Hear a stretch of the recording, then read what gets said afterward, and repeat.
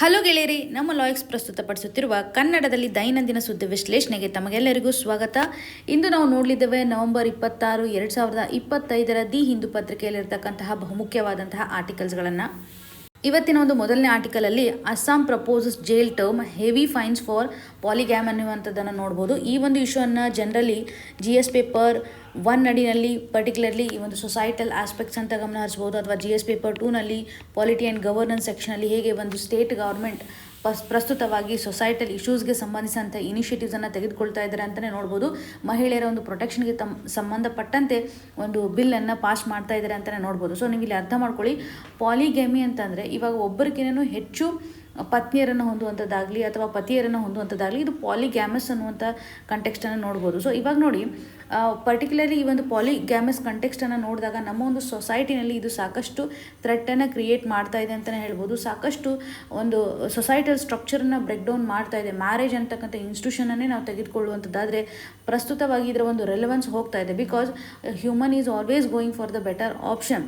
So ಇಲ್ಲಿ ಒಂದು ಬಿಲ್ಲನ್ನು ಪ್ರಪೋಸ್ ಮಾಡಿದ್ದಾರೆ. ಪರ್ಟಿಕ್ಯುಲರ್ಲಿ ಯಾವ ಸ್ಟೇಟು ಅನ್ನುವಂಥದ್ದಾದರೆ ಅಸ್ಸಾಂ ಸ್ಟೇಟ್ ಪ್ರಪೋಸ್ ಮಾಡಿರುವಂಥ ಈ ಬಿಲ್ಲನ್ನೇ ನೋಡುವಂಥದ್ದಾದರೆ ಇವ್ರೇನು ಹೇಳ್ತಾ ಇದ್ದಾರೆ ಅಂದರೆ ಪಾಲಿಗ್ಯಾಮಿಯನ್ನು ಎಲಿಮಿನೇಟ್ ಮಾಡಬೇಕು, ಇದನ್ನು ಪ್ರೊಹಿಬಿಟ್ ಮಾಡಲೇಬೇಕು ಅನ್ನುವಂಥ ನಿಟ್ಟಿನಲ್ಲಿ ಇನಿಷಿಯೇಟಿವನ್ನು ತೆಗೆದುಕೊಳ್ತಾ ಇದ್ದಾರೆ. ಇದರಿಂದ ಮಹಿಳೆಯರಿಗೆ ಆಗ್ತಕ್ಕಂಥ ಒಂದು ಪ್ರೊಟೆಕ್ಷನನ್ನು ನೋಡ್ಬೋದು. ಇದರಿಂದ ಆಗ್ತಾ ಇರುವಂಥ ಒಂದು ಎಕ್ಸ್ಪ್ಲಾಟೇಷನ್ನು ಸಹ ತಡೆಗಟ್ಟಲಿಕ್ಕೆ ಸಾಧ್ಯತೆ ಇದೆ. ಒಂದು ಸೊಸೈಟಿಯಲ್ಲಿ ಇರ್ತಕ್ಕಂಥ ನಾರ್ಮ್ಸ್ಗಳನ್ನು, ಇದರಲ್ಲಿರುವಂಥ ಒಂದು ಆಬ್ಜೆಕ್ಟ್ಸನ್ನು ನಾವು ಸ್ಟ್ರೀಮ್ ಲೈನ್ ಮಾಡ್ಬೋದು ಅನ್ನುವಂಥ ನಿಟ್ಟಿನಲ್ಲಿ ಗಮನ ಹರಿಸ್ತಾರೆ. ಇಟ್ಸ್ ವೆರಿ ಬಿಗ್ಗೆಸ್ಟ್ ಇನಿಷಿಯೇಟಿವ್ ಅಂತಲೇ ನಾವು ತೆಗೆದುಕೊಳ್ಬೋದು. ಇಲ್ಲಿ ಪಾಲಿಗ್ಯಾಮಸ್ ಮ್ಯಾರೇಜ್ ಮಾಡಿರುವಂಥ ಒಂದು ಸಂದರ್ಭದಲ್ಲಿ, ಅಂದರೆ ಪರ್ಟಿಕ್ಯುಲರ್ಲಿ ಇವಾಗ ಆಲ್ರೆಡಿ ಒಂದು ಮ್ಯಾರೇಜ್ ಇದೆ, ಆ ಒಂದು ಮ್ಯಾರೇಜು ವ್ಯಾಲಿಡ್ ಇರುತ್ತೆ ಅಂದರೂ ಕೂಡ ಇನ್ನೊಂದು ಮದುವೆಯನ್ನು ಮಾಡಿರ್ತಾರಲ್ಲ, ಆ ಒಂದು ಸಂದರ್ಭದಲ್ಲಿ ಅವರಿಗೆ 7 ವರ್ಷಗಳ ಕಾಲ ಸಜಾವನ್ನು ಕೊಡಲಾಗುತ್ತೆ ಮತ್ತು ಫೈನನ್ನು ಸಹ ಹಾಕಲಾಗುತ್ತೆ. ಒಂದು ವೇಳೆ ಅವರು ಮ್ಯಾರೇಜ್ ಆಗಿಲ್ಲ ಅಂತ ಪ್ರೂವ್ ಮಾಡ್ತಾ, ಅಂದರೆ ಸುಳ್ಳು ಹೇಳೋದ್ರ ಮುಖಾಂತರ, ಅದನ್ನು ಹೈಡ್ ಮಾಡೋದ್ರ ಮುಖಾಂತರ ಏನಾದರೂ ಇನ್ನೊಂದು ಮದುವೆ ಆಗಿರುವಂಥ ಸಂದರ್ಭದಲ್ಲಿ ಅವರಿಗೆ 10 ವರ್ಷಗಳ ಕಾಲ ಇಂಪ್ರಿಸನ್ಮೆಂಟ್ ಅಥವಾ ಅವರಿಗೆ ಒಂದು ಶಿಕ್ಷೆಯನ್ನು ಕೊಡಲಾಗುತ್ತೆ ಅಂತ ನೋಡ್ಬೋದು. ಸೊ ಇಲ್ಲಿ ರಿಪೀಟೆಡ್ ಆಗಿ ಬೇರೆ ಬೇರೆ ಮದುವೆಯನ್ನು ಮಾಡ್ತಾ ಹೋಗ್ತಾ ಇರ್ತಾರಲ್ಲ, ಅಂಥವ್ರಿಗೆ ಮಾತ್ರ ಪನಿಷ್ಮೆಂಟ್ಗಳನ್ನು ಹೆಚ್ಚು ಮಾಡ್ತಾ ಹೋಗುವಂಥದ್ದನ್ನು ಈ ಒಂದು ಬಿಲ್ ನಡಿನಲ್ಲಿ ಕಾಣಬಹುದು ನಾವು. ಇಲ್ಲಿ ಎಕ್ಸಾಮ್ಷನ್ಸನ್ನು ಕೊಟ್ಟಿದ್ದಾರೆ. ಈ ಎಕ್ಸಾಮಿನೇಷನ್ ಪರ್ಸ್ಪೆಕ್ಟಿವಲ್ಲಿ ಈ ಒಂದು ಎಕ್ಸಾಮ್ಷನನ್ನು ನಾವು ಕನ್ಸಿಡರ್ ಮಾಡಲೇಬೇಕು. ಈ ಒಂದು ಬಿಲ್ ಯಾವುದೇ ರೀತಿಯಾಗಿ 6th ಶೆಡ್ಯೂಲ್ ಟ್ರೈಬ್ಸ್ಗೆ ಅಪ್ಲೈ ಆಗೋದಿಲ್ಲ. ಅಂಡರ್ ಆರ್ಟಿಕಲ್ 342 ಅಂತ ನಾವು ಗಮನ ಹರಿಸಿದಾಗ ಶೆಡ್ಯೂಲ್ ಟ್ರೈಬ್ಸ್ಗೆ ಸಂಬಂಧಪಟ್ಟಂತೆ ನಾವು ನೋಡ್ತೇವೆ. ಸೊ STs ರಿಲೇಟೆಡ್ ಇರುವಂಥ ಇವ್ರಿಗೆ ಯಾವುದೇ ರೀತಿಯಾಗಿ ಅಪ್ಲೈ ಆಗಲ್ಲ. ಹಾಗೂ 6th ಶೆಡ್ಯೂಲ್ ಏರಿಯಾ ಏನಿರುತ್ತಲ್ಲ, ಆ ಒಂದು ಏರಿಯಾದಲ್ಲಿ ಅಟೋನಮಸ್ ಡಿಸ್ಟ್ರಿಕ್ಟ್ ಕೌನ್ಸಿಲ್ಸ್ಗಳಿರುತ್ತಲ್ಲ, ಆ ಏರಿಯಾದಲ್ಲಿ ಯಾವುದೇ ರೀತಿಯಾಗಿ ಅಪ್ಲೈ ಆಗಲ್ಲ. ಇವೆರಡು ಪಾಯಿಂಟ್ ಇಂಪಾರ್ಟೆಂಟು ಈ ಬಿಲ್ಲಲ್ಲಿರುವಂಥ ಎಕ್ಸಾಮ್ಷನ್ ಆಧಾರದ ಮೇಲೆ ನಾವು ಗಮನ ಹರಿಸ್ಬೋದು. ಸೊ ಈ ಒಂದು ಬಿಲ್ಲಿಂದ ಜನರಲಿ ಏನಾಗುತ್ತೆ ಅಂದರೆ, ಯಾರ್ಯಾರು ಇಂಪಾರ್ಟೆಂಟ್ಲಿ ಪಾರ್ಟಿಸಿಪೇಟ್ ಮಾಡ್ತಾರೆ, ಯಾರು ಪನಿಷ್ಮೆಂಟ್ ಮಾಡೋದ್ರಲ್ಲಿ ಮುಂದಾಗ್ತಾರೆ, ಈ ಒಂದು ವಿಲೇಜ್ ಅಂತ ಇರುತ್ತೆ ಅಂದ್ಕೊಳ್ಳಿ, ಆ ವಿಲೇಜಲ್ಲಿರುವಂಥ ಹೆಡ್ಸ್ ಆಗಿರ್ಬೋದು, ಪೇರೆಂಟ್ಸ್ ಆಗಿರ್ಬೋದು, ಅಥವಾ ಯಾರಾದರೂ ಪ್ರಿಸ್ಟ್ ಅಂತ ಇರ್ತಾರೆ, ಅಂದರೆ ಮ್ಯಾರೇಜಸ್ಗೆ ಸಂಬಂಧಪಟ್ಟಂತೆ ಇವರೆಲ್ಲನೂ ಸಹ ಇನ್ವಾಲ್ವ್ ಮಾಡ್ತಾರೆ. ಇಲ್ಲಿ ಅವರೆಲ್ಲ ಡಿಸೈಡ್ ಮಾಡ್ತಾರೆ ಹೇಗೆ ನಾವು ಅವ್ರ ಮೇಲೆ ಪೆನಾಲ್ಟಿಯನ್ನು ಹಾಕಬೇಕು, ಯಾವ ರೀತಿಯಾಗಿ ಪನಿಷ್ಮೆಂಟನ್ನು ಪ್ರೊವೈಡ್ ಮಾಡಬೇಕು. ಪೆನಾಲ್ಟಿ ಅಂತ ಬಂದಾಗ ನಿಯರ್ಲಿ 1.5 lakh ಇಷ್ಟು ತನೂ ಸಹ ಪೆನಾಲ್ಟಿ ಹಾಕುವಂಥ ಒಂದು ಸಾಧ್ಯತೆ ಇರುತ್ತೆ. ಈವನ್ ಏನಂತಂದರೆ, ಒಂದು ವೇಳೆ ಪೊಲೀಸ್ ಈ ಒಂದು ಇಶ್ಯೂಗೆ ಸಂಬಂಧಪಟ್ಟಂತೆ ಇನ್ಫಾರ್ಮೇಷನ್ ಡಿಲೇ ಮಾಡಿರುವಂಥ ಸಂದರ್ಭದಲ್ಲಿ ಅಥವಾ ಇನ್ಫಾರ್ಮೇಷನ್ಸನ್ನು ಹೈಡ್ ಮಾಡ್ತಕ್ಕಂಥ ಸಂದರ್ಭದಲ್ಲಿ ಯಾರಾದರೂ ಇನ್ವಾಲ್ವ್ ಆಗಿರ್ತಾರಲ್ಲ ಪರ್ಸನ್, ಅವ್ರಿಗೂ ಸಹ ಇಲ್ಲಿ ಫೈನ್ ಹಾಕುವಂಥ ಒಂದು ಸಾಧ್ಯತೆ ಇರುತ್ತೆ. ಅವ್ರಿಗೂ 2 years ತನೂ ಸಹ ಇಂಪ್ರಿಸನ್ಮೆಂಟ್ ಆಗುವಂಥ ಒಂದು ಸಾಧ್ಯತೆ ಇರುತ್ತೆ. ಸೊ ಇವನ್ನೆಲ್ಲ ನಾವು ನೋಡಿದಾಗ ಪರ್ಟಿಕ್ಯುಲರ್ಲಿ ಇವಾಗ ನೋಡಿ, ಅಸ್ಸಾಮದಲ್ಲಿರ್ತಕ್ಕಂಥ ಒಂದು ರೆಸಿಡೆಂಟ್ಗೆ ಸಂಬಂಧಪಟ್ಟಂತೆ ಈ ಒಂದು ಬಿಲ್ಲನ್ನು ಜಾರಿಗೆ ತರ್ತಾ ಇದ್ದಾರೆ ಅಂತಲೇ ಹೇಳ್ಬೋದು. ಜೊತೆಗೆ ಎಕ್ಸ್ಟ್ರಾ ಟೆರಿಟೋರಿಯಲ್ ರೀಚ್ ಅಂತ ಬಂದಾಗ, ಈಗ ಅಸ್ಸಾಮಲ್ಲಿ ಇರ್ತಕ್ಕಂಥ ಒಂದು ಪ್ರತಿನಿಧಿ ಈಗ ಬೇರೆ ಒಂದು ಸ್ಟೇಟಿಗೆ ಮೈಗ್ರೇಟ್ ಹೋಗಿರುವಂಥ ಒಂದು ಸಂದರ್ಭದಲ್ಲಿ ಅವರು ಏನಾದರೂ ಇವಾಗ ಪಾಲಿಗ್ಯಾಮಸ್ ಆ್ಯಕ್ಟ್ ಅಂತ ಪ್ರಾಕ್ಟೀಸ್ ಮಾಡಿರುವಂಥ ಸಂದರ್ಭದಲ್ಲಿ, ಬೇರೆ ಒಂದು ಮದುವೆ ಆಗಿರ್ತಕ್ಕಂಥ ಸಂದರ್ಭದಲ್ಲಿ, ಸೊ ಅವ್ರಿಗೂ ಸಹ ಇದು ಇಂಪ್ಲಾಯ್ ಆಗುತ್ತೆ. ಅಂದರೆ ಬೇರೆ ಮೈಗ್ರೆಂಟ್ ಆಗಿ ವರ್ಕರ್ ಆಗಿ ಹೋಗಿರ್ತಾರೆ ಅಸ್ಸಾಮಲ್ಲಿ ಇರ್ತಕ್ಕಂಥ ಒಬ್ಬ ರೆಸಿಡೆಂಟು, ಅವ್ರ ಫ್ಯಾಮಿಲಿ ಅಲ್ಲೇ ಇರುತ್ತೆ, ಬಟ್ ಬೇರೆ ಕಡೆ ಹೋಗಿರ್ತಾರಲ್ಲ ಅವ್ರಿಗೂ ಸಹ ಈ ಒಂದು ಲಾ ಅಪ್ಲಿಕೇಬಲ್ ಆಗುತ್ತೆ ಅನ್ನೋದನ್ನು ನಾವಿಲ್ಲಿ ಗಮನ ಹರಿಸ್ಬೋದು. ಜೊತೆಗೆ ಈ ಒಂದು ಪಾಲಿಗ್ಯಾಮಸ್ ಆ್ಯಕ್ಟಲ್ಲಿ ಅವ್ರಿಗೆ ಏನಾದರೂ ಪನಿಷ್ಮೆಂಟ್ ಸಿಕ್ಕಿದ್ರೆ ಅವರು ಗೌರ್ಮೆಂಟ್ ಜಾಬ್ಸನ್ನು ಪಡೆದುಕೊಳ್ಳಲಿಕ್ಕೆ ಅನರ್ಹರಾಗಿರ್ತಾರೆ, ಅರ್ಹತೆಯನ್ನು ಕಳೆದುಕೊಂಡು ಬಿಡ್ತಾರೆ. ಸೊ ಗೌರ್ಮೆಂಟ್ ಜಾಬನ್ನು ಅವರಿಂದ ಕಿತ್ಕೊಳ್ಳಾಗುತ್ತೆ. ಸೊ ಪರ್ಟಿಕ್ಯುಲರ್ಲಿ ಇವಾಗ ಗೌರ್ಮೆಂಟ್ ಫಂಡೆಡ್ ಇರುತ್ತೆ, ಏಡೆಡ್, ಈ ರೀತಿ ಅಂತ ಆಸ್ಪೆಕ್ಟ್ಸ್ ಇರುತ್ತಲ್ಲ, ಗೌರ್ಮೆಂಟ್ ಜಾಬ್ ಎರಡೂ ಹಂತದಲ್ಲೂ ಸಹ ಅವರು ಡಿಸ್ಕ್ವಾಲಿಫೈಡ್ ಆಗ್ತಾರೆ ಅಂತಲೇ ಹೇಳ್ಬೋದು. ಜೊತೆಗೆ ಸರ್ಕಾರದ ಒಂದು ಯೋಜನೆಗಳಾಗಿರ್ಬೋದು ಮತ್ತು ಸಬ್ಸಿಡೀಸನ್ನು ಕೊಡುವಂಥ ಸಂದರ್ಭದಲ್ಲಿ ಯಾವುದೇ ರೀತಿ ಅವ್ರಿಗೆ ಅರ್ಹತೆ ಇರೋದಿಲ್ಲ. ಅಗೇನ್ ಅವರು ಎಲೆಕ್ಷನ್ಸನ್ನು ಕಂಟೆಕ್ಸ್ಟ್ ಮಾಡಲಿಕ್ಕೆ ಆಗೋದಿಲ್ಲ. ಸೊ ಎಲೆಕ್ಷನ್ನಿಂದ ಕಂಟೆಕ್ಸ್ಟ್ ಮಾಡೋದ್ರಿಂದ ಅವರು ದೂರ ಆಗ್ತಾರೆ ಅಂತಲೇ ಹೇಳ್ಬೋದು. ಇದು ಕೇವಲ ಸ್ಟೇಟಲ್ಲಿ ಮಹಿಳೆಯರಲ್ಲಿ ಅಷ್ಟೇ ಅಲ್ಲ, ಇಡೀ ಭಾರತದಲ್ಲೇ ಈ ರೀತಿಯಾದಂಥ ಒಂದು ಕಾನೂನನ್ನು ತಂದರೆ ಸಾಕಷ್ಟು ಬದಲಾವಣೆ ಆಗುತ್ತೆ. ನಮ್ಮ ಸೊಸೈಟಿನಲ್ಲಿ ಸಾಕಷ್ಟು ಸಾಲಿಡ್ ಆಗಿರ್ತಕ್ಕಂಥ ಇನ್ಸ್ಟಿಟ್ಯೂಷನ್ಸ್ಗಳು ಉಳಿದುಕೊಳ್ತವೆ ಅಂತಲೇ ಹೇಳ್ಬೋದು. ಸೊ ಪರ್ಟಿಕ್ಯುಲರ್ಲಿ ಇವಾಗ ಮಹಿಳೆಯರಿಗೆ ಸಂಬಂಧಪಟ್ಟಂಥ ಒಂದು ಪ್ರೊಟೆಕ್ಷನ್ ಮೆಕ್ಯಾನಿಸಮನ್ನು ಇದು ತಂದಿದ್ದಾರೆ ಅಂತ ಹೇಳ್ಬೋದು. ಸೊ ಅವ್ರಿಗೆ ಬೇಕಾಗಿರುವಂಥ ಒಂದು ಕಾಂಪೆನ್ಸೇಷನ್ನು ಸಹ ಇಲ್ಲಿ ಕೊಡಲಿಕ್ಕೆ ಮುಂದಾಗ್ತಾರೆ ಅಂತ ನಾವು ನೋಡ್ಬೋದು. ಮ್ಯಾರೇಜ್ ಆಗಿರುತ್ತಲ್ಲ, ಈ ಒಂದು ಸಂದರ್ಭದಲ್ಲಿ ಒಂದು ಪರ್ಸ್ನಲ್ ಲಾಯಿಂದ ಆಗಿರಬೇಕು, ಕಸ್ಟಮರಿ ಲಾ ಆಗಿರಬೇಕು, ವ್ಯಾಲಿಡ್ ಆಗಿರುವಂಥ ಒಂದು ಮ್ಯಾರೇಜ್ ಪ್ರೂಫ್ ಇಂಪಾರ್ಟೆಂಟು. ಅದಾದಮೇಲೆ ಅವ್ರಿಗೆ ಪನಿಷ್ಮೆಂಟು ಸಿಕ್ಕುತ್ತೆ, ಇವ್ರು ಬೇಕಾಗಿರುವಂಥ ಒಂದು ಕಂಪೆನ್ಸೇಷನ್ನು ಕೊಡ್ತಾರೆ, ಅವ್ರಿಗೆ ಬೇಕಾಗಿರುವಂಥ ಒಂದು ಡಿಸ್ಕ್ವಾಲಿಫಿಕೇಷನ್ಸನ್ನು ಇಲ್ಲಿ ಕನ್ಸಿಡರ್ ಮಾಡ್ತಾರೆ ಅಂತಲೇ ನಾವಿಲ್ಲಿ ಗಮನ ಹರಿಸ್ಬೋದು. ಸೊ ನಿಮಗೆ ಎಕ್ಸಾಮಿನೇಷನಲ್ಲಿ ಕ್ವಶನ್ಸನ್ನು ಕೇಳುವಂಥ ಸಂದರ್ಭದಲ್ಲಿ ಅಸ್ಸಾಂ ಪ್ರೊಹಿಬಿಷನ್ ಪಾಲಿಗ್ಯಾಮಿ ಬಿಲ್ಗೆ ಸಂಬಂಧಿಸಿದಂತೆ ಎಕ್ಸಮ್ಷನ್ಸ್ಗಳು ಏನಿದೆ ಅಂತ ಕೇಳ್ತಾರೆ. 6th ಶೆಡ್ಯೂಲ್ ಏರಿಯಾ ಮತ್ತು STಸ್ಗೆ ಸಂಬಂಧಪಟ್ಟಂತೆ ಇಲ್ಲ ಅಂತ ಹೇಳಿದ್ವಲ್ಲ, ಅವುಗಳನ್ನು ಸ್ಟೇಟ್ಮೆಂಟ್ಸ್ ಆಗಿ ಕೊಡುವಂಥ ಸಾಧ್ಯತೆ ಇದೆ. ಮತ್ತು ಮ್ಯಾಕ್ಸಿಮಮ್ ಪನಿಷ್ಮೆಂಟ್ ಎಷ್ಟು ಮಟ್ಟಿಗೆ ಕೊಡ್ತಾರೆ, 10 years ಅಂತ ನಾವು ನೋಡ್ಬೋದು. ಸೊ ಪರ್ಟಿಕ್ಯುಲರ್ಲಿ ಇಲ್ಲಿ ಫೈನನ್ನು ಕೊಡುವಂಥ ಸಂದರ್ಭದಲ್ಲಿ ಸ್ಟೇಟ್ಮೆಂಟ್ಸ್ಗಳನ್ನು ಮಾಡ್ಬೋದು, ಯಾರ್ಯಾರು ಇನ್ವಾಲ್ವ್ ಆಗಿದ್ದಾರೆ ಅನ್ನೋದನ್ನು ಕೇಳ್ಬೋದು. ಇದರ ಇಂಪಾರ್ಟೆನ್ಸ್ ಏನಿದೆ, ಯಾವ ರೀತಿಯಾಗಿ ಇದು ಮಹಿಳೆಯರನ್ನ ಸೇಫ್ ಗಾರ್ಡ್ ಮಾಡುತ್ತೆ ಅನ್ನುವಂಥ ಒಂದು ಕೋರ್ ಐಡಿಯಾ ನಮಗೆ ತುಂಬ ಇಂಪಾರ್ಟೆಂಟ್. ಈ ರೀತಿಯಾಗಿ ನಾವು ಎಕ್ಸಾಮಿನೇಷನ್ಲಿ ಮೇನ್ಸಲ್ಲೂ ಸಹ ತುಂಬ ಇಂಪಾರ್ಟೆಂಟ್ಲಿ ಬಳಕೆ ಮಾಡ್ತಕ್ಕಂಥ ಒಂದು ಗುಡ್ ಇನಿಷಿಯೇಟಿವ್ ಅಂತಲೇ ಹೇಳ್ಬೋದು. ಪ್ರಿಲಿಮ್ಸಲ್ಲೂ ಸಹ ಕ್ವಶನ್ಸ್ಗಳನ್ನು ಫ್ರೇಮ್ ಮಾಡ್ತಾರೆ. ಸೊ ಇಷ್ಟು ಇನ್ಫಾರ್ಮೇಷನ್ಸನ್ನು ಈ ಒಂದು ಆರ್ಟಿಕಲ್ಗೆ ಸಂಬಂಧಪಟ್ಟಂತೆ ನಾವು ಕನೆಕ್ಟ್ ಮಾಡ್ಬೋದಾಗಿದೆ. ಇನ್ನು ಮುಂದಿನ ಆರ್ಟಿಕಲಲ್ಲಿ toxic air is a year round blight in 60% of Indian districts. So ಒಂದು ಸ್ಟಡಿ ಹೇಳೋ ಪ್ರಕಾರ ಭಾರತದಲ್ಲಿರುವಂತಹ ಜಿಲ್ಲೆಗಳಲ್ಲಿ ಎಷ್ಟು ಮಟ್ಟಿಗೆ ಒಂದು ಏರ್ ಕ್ವಾಲಿಟಿ ಇದೆ. ಸೊ ನೀವು ಇಲ್ಲಿ ನೋಡ್ಬೋದು, national ambient air quality standards. So national ambient air quality standards, ಇದರ ಆಧಾರದ ಮೇಲೆ ಒಂದು ಏರ್ ಕ್ವಾಲಿಟಿ ಯಾವ ರೀತಿಯಾಗಿದೆ ಅಂತ ನಾವು ಐಡೆಂಟಿಫೈ ಮಾಡ್ಬೋದು. ಇವರು ಕೆಲವೊಂದಿಷ್ಟು ಸ್ಟ್ಯಾಂಡರ್ಡ್ಸನ್ನು ಫಿಕ್ಸ್ ಮಾಡಿದ್ದಾರೆ. ಸೊ ಸ್ಟ್ಯಾಂಡರ್ಡ್ಸನ್ನು ಫಿಕ್ಸ್ ಮಾಡ್ತಕ್ಕಂಥ ಸಂದರ್ಭದಲ್ಲಿ ಯಾರು ಫಿಕ್ಸ್ ಮಾಡಿದ್ದಾರೆ ಅಂತಂದರೆ, ಆಫಿಷಿಯಲ್ ಪೊಲ್ಯೂಷನ್ ಲಿಮಿಟನ್ನು ಸ್ಟ್ಯಾಂಡರ್ಡ್ಸನ್ನು ಫಿಕ್ಸ್ ಮಾಡ್ತಕ್ಕಂಥವ್ರು central pollution control board. So ಇವ್ರು ಏನು ಮಾಡ್ತಾರೆ, under air act. So air act 1981. So ಈ ಆ್ಯಕ್ಟ್ ನಡಿನಲ್ಲಿರುವಂಥ ಪವರ್ ಯೂಸ್ ಮಾಡ್ಕೊಳ್ಳೋದ್ರ ಮುಖಾಂತರ ಸೆಂಟ್ರಲ್ ಪೊಲ್ಯೂಷನ್ ಕಂಟ್ರೋಲ್ ಬೋರ್ಡ್ ಏನು ಮಾಡುತ್ತೆ, ನ್ಯಾಷನಲ್ ಆಂಬಿಯಂಟ್ ಏರ್ ಕ್ವಾಲಿಟಿ ಸ್ಟ್ಯಾಂಡರ್ಡ್ಸನ್ನು ಫಿಕ್ಸ್ ಮಾಡುತ್ತೆ ಅಂತ ನಾವಿಲ್ಲಿ ಗಮನ ಹರಿಸ್ಬೋದು. ಸೊ ಇವರು ಕೊಡುವಂತಹ ಕೆಲವೊಂದಿಷ್ಟು ರಿಪೋರ್ಟ್ನ ಆಧಾರದ ಮೇಲೆ ಸಿಂಪಲ್ಲಾಗಿ ಒಂದು ಸೆಂಟ್ರಲ್ ಪೊಲ್ಯೂಷನ್ ಕಂಟ್ರೋಲ್ ಬೋರ್ಡ್ ಏನಿದೆಯಲ್ಲ, ಸೊ ಇದು ಯಾವ ಮಿನಿಸ್ಟ್ರಿ ನಡಿಯಲ್ಲಿ ಕಂಡು ಬರುತ್ತೆ ಅನ್ನೋದನ್ನು ಕಮೆಂಟ್ ಸೆಕ್ಷನ್ ಮೆನ್ಷನ್ ಮಾಡಿ. ಸೊ ಈ ಒಂದು ಬೋರ್ಡ್ ಯಾವ ಮಿನಿಸ್ಟ್ರಿನಲ್ಲಿದೆ ಅಂತ. ಇವಾಗ ನೋಡಿ, ಪರ್ಟಿಕ್ಯುಲರ್ಲಿ ಇವ್ರು ಹೇಳ್ತಾ ಇರುವಂಥದ್ದು ಒಂದು ಡಿಸ್ಟಿಕ್ ವೈಸ್ ಸರ್ವೆಯನ್ನು ಮಾಡಿದ್ದಾರೆ. ಸರಿಯಾಗಿ ಮಾಡಿರುವಂಥ ಸರ್ವೆನಲ್ಲಿ ಏರ್ ಕ್ವಾಲಿಟಿ ಡಿಟಿರಿಯೋಟ್ ಆಗ್ತಾ ಇದೆ ಅನ್ನೋದನ್ನು ನೋಡ್ಬೋದು. ಪರ್ಟಿಕ್ಯುಲರ್ಲಿ ಇವಾಗ 60% ಇಂಡಿಯನ್ ಡಿಸ್ಟ್ರಿಕ್ಸ್ ನಡಿನಲ್ಲಿ ಅವರು ಮೆನ್ಷನ್ ಮಾಡಿರೋ ಪ್ರಕಾರ ಒಟ್ಟಾರೆಯಾಗಿ 749 ಡಿಸ್ಟ್ರಿಕ್ಸ್ಗಳ ಒಂದು ಸರ್ವೆನ ತೆಗೆದುಕೊಂಡಿರುವಂಥ ಸಂದರ್ಭದಲ್ಲಿ ಔಟ್ ಆಫ್ 749, 447 ಡಿಸ್ಟ್ರಿಕ್ಟ್ ನಡಿಯಲ್ಲಿ 60% ಏರ್ ಕ್ವಾಲಿಟಿ ಡಿಟಿರಿಯೋಟ್ ಆಗ್ತಾ ಇದೆ. ಅದರಲ್ಲೂ ಪರ್ಟಿಕ್ಯುಲೇಟ್ ಮ್ಯಾಟರ್ 2.5ಗೆ ಸಂಬಂಧಪಟ್ಟಂಥ ಲೆವೆಲ್ಲು ಹೆಚ್ಚಾಗಿದೆ ಅಂತಲೇ ನಾವು ನೋಡ್ಬೋದು. ಕೆಲವೊಂದಿಷ್ಟು ಡಿಸ್ಟ್ರಿಕ್ಸ್ ನಡಿನಲ್ಲೂ ಸಹ ಗೈಡ್ಲೈನ್ಸನ್ನು ಕೊಟ್ಟಿದ್ದಾರೆ, ಅಂದರೆ ಎಷ್ಟು ಮಟ್ಟಿಗೆ ಒಂದು ಸೇಫ್ ಲಿಮಿಟ್ ಇದೆ, ಅಂದರೆ WHO ಒಂದು ಆಧಾರದ ಮೇಲೆ ನಾವು ಒಂದು ಡಿಸ್ಟಿಕ್ಕಲ್ಲಿ ಪರ್ಟಿಕ್ಯುಲೇಟ್ ಮ್ಯಾಟರ್ಸ್ಗೆ ಸಂಬಂಧಿಸಿದಂತಹ ಲಿಮಿಟನ್ನು ನಾವಿಲ್ಲಿ ಕನ್ಸಿಡರ್ ಮಾಡ್ಬೋದು. ಒಂದು ಸೇಫ್ ಲಿಮಿಟ್ ಅಂತಂದರೆ ಪರ್ಟಿಕ್ಯುಲರ್ಲಿ WHO ನಡೆದಿರೋ ಪ್ರಕಾರ 5 mg/m³ ಅನ್ನುವಂಥದ್ದಾಗಿ ಹೇಳ್ತೇವೆ. ಸೊ ಇಲ್ಲಿ 5 mg ಆಧಾರದ ಮೇಲೆ ನಾವು ಕನ್ಸಿಡರ್ ಮಾಡ್ತಾ ಇದ್ವಿ. ಅಗೇನ್ ಭಾರತದಲ್ಲಿ ಬಂದಿರುವಂಥ ಸಂದರ್ಭದಲ್ಲಿ ನಾವು ನೋಡುವಂಥದ್ದಾದರೆ 40 mg ಇದೆ. ಸೊ 40 mg/m³ ಅಂತ ನಾವು ಇಲ್ಲಿ ಗಮನ ಹರಿಸ್ಬೋದು. ಸೊ ಇದರ ಆಧಾರದ ಮೇಲೆ ಗೊತ್ತಾಗುತ್ತೆ ಎಷ್ಟರ ಮಟ್ಟಿಗೆ ಭಾರತದಲ್ಲಿ ಲಿಮಿಟ್ ಕ್ರಾಸ್ ಆಗಿದೆ ಅಂತ. WHO ಆ್ಯನ್ಯುವಲಿ ಸೇಫ್ ಇರುವಂಥ ಒಂದು ಲಿಮಿಟು 5 ಕೊಟ್ಟರೆ, ಇವಾಗ 40 mg ಭಾರತದಲ್ಲಿರೋದನ್ನು ನಾವು ನೋಡ್ತಾ ಇದ್ದೀವಿ, ಭಾರತದಲ್ಲಿರುವಂಥ ಒಂದು ಲಿಮಿಟ್. ಸೊ ಇದರ ಆಧಾರದ ಮೇಲೆ ನಾವು ನೋಡಿರುವಂಥ ಸಂದರ್ಭದಲ್ಲಿ ಹೇಗೆ ಒಂದು ಡಿಟಿರಿಯೋಟ್ ಆಗ್ತಾ ಇದೆ, ಪರ್ಟಿಕ್ಯುಲೇಟ್ ಮ್ಯಾಟರ್ಸ್ಗಳ ಒಂದು ಕಾನ್ಸಂಟ್ರೇಷನ್ ಹೆಚ್ಚಾಗ್ತಾ ಇದೆ ಅಂತಲೇ ನಾವಿಲ್ಲಿ ಗಮನ ಹರಿಸ್ಬೋದು. ಸೊ ಇದರ ಆಧಾರದ ಮೇಲೆ ಒಂದು ಪೊಲ್ಯೂಷನ್ ಆಗಲಿಕ್ಕೆ ಯಾವ ಡಿಸ್ಟ್ರಿಕ್ಸ್ನಲ್ಲಿ ಕಂಡು ಬರ್ಬೋದು. ಇವಾಗ ಡೆಲ್ಲಿ ಅಂತಲೇ ತೆಗೆದುಕೊಳ್ಳೋದು, ಆದರೆ ಡೆಲ್ಲಿಯಲ್ಲಿ 11 ಡಿಸ್ಟ್ರಿಕ್ಸ್ಗಳಿರುವಂಥದ್ದಾಗಲಿ, ಅಸ್ಸಾಮಲ್ಲಿ 11 ಡಿಸ್ಟ್ರಿಕ್ಸ್ಗಳಲ್ಲಿ ಟಾಪ್ ಪೊಲ್ಯೂಟೆಡ್ ಡಿಸ್ಟ್ರಿಕ್ಸ್ ಅಂತಲೇ ಐಡೆಂಟಿಫಿಕೇಷನ್ಸನ್ನು ಮಾಡಿದ್ದಾರೆ ಅಂತ ಹೇಳ್ಬೋದು.